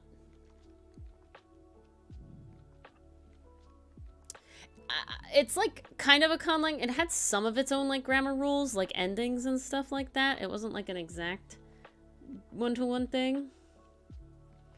But yeah. But yes, so I have a whole sheet of stuff. It's very interesting. And we specifically centered it around like school words. So I have like physics and math and, you know, social studies, like they all have words because that's what we did is we talked about it in school. Yeah, so we do have like tenses kind of in the Esperanto format where they're like you don't really conjugate past like the tense, right? So it's very interesting. That's so cool. Yes. It's from 2013, guys. 2013. Oh. I feel old. Don't we all? Alrighty, guys. Well, with that, Mars and I will try to figure out something that makes Duolingo into a D&D related thing or a chat plays related thing. We'll figure it out. Not sure how, but we'll figure it out.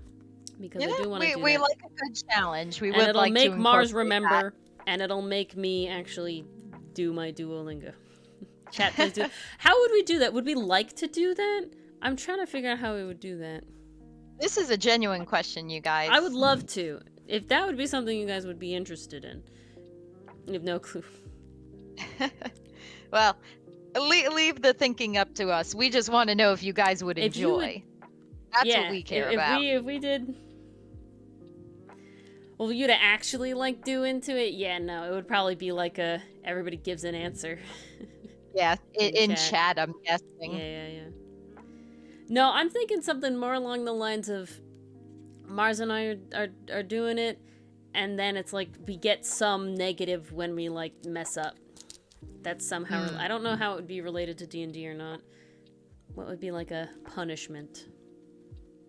Code of chat, yeah, love, you know. Any coding, Jamie, I will take it. It can be done. I won't say yeah, no, maybe we'll think on that. We'll figure it out. I think that could be fun if everybody's into it. All right, guys. Well, thank you all for hanging out. Again, yes. We do plan to do something like this again with like the item drawing things. Oh, absolutely. Items, there's so many more items to do. We can do that again. But I also want to do monsters. So these will definitely be things to do it again. I hope everybody enjoyed the ones that I did. They will probably be the beginning of stream more than the end of stream. Because it is, no offense to Mars, easier to do when I don't have to also have a conversation going on. Oh, no, that's fair. And I'm glad you have something to do while, you know, it's honestly nice. In traffic. It's honestly nice. Yeah. The comic had an episode come out yesterday. If you haven't read it, please do. It's really good. I know Jamie did. I saw Jamie's comment. Very nice.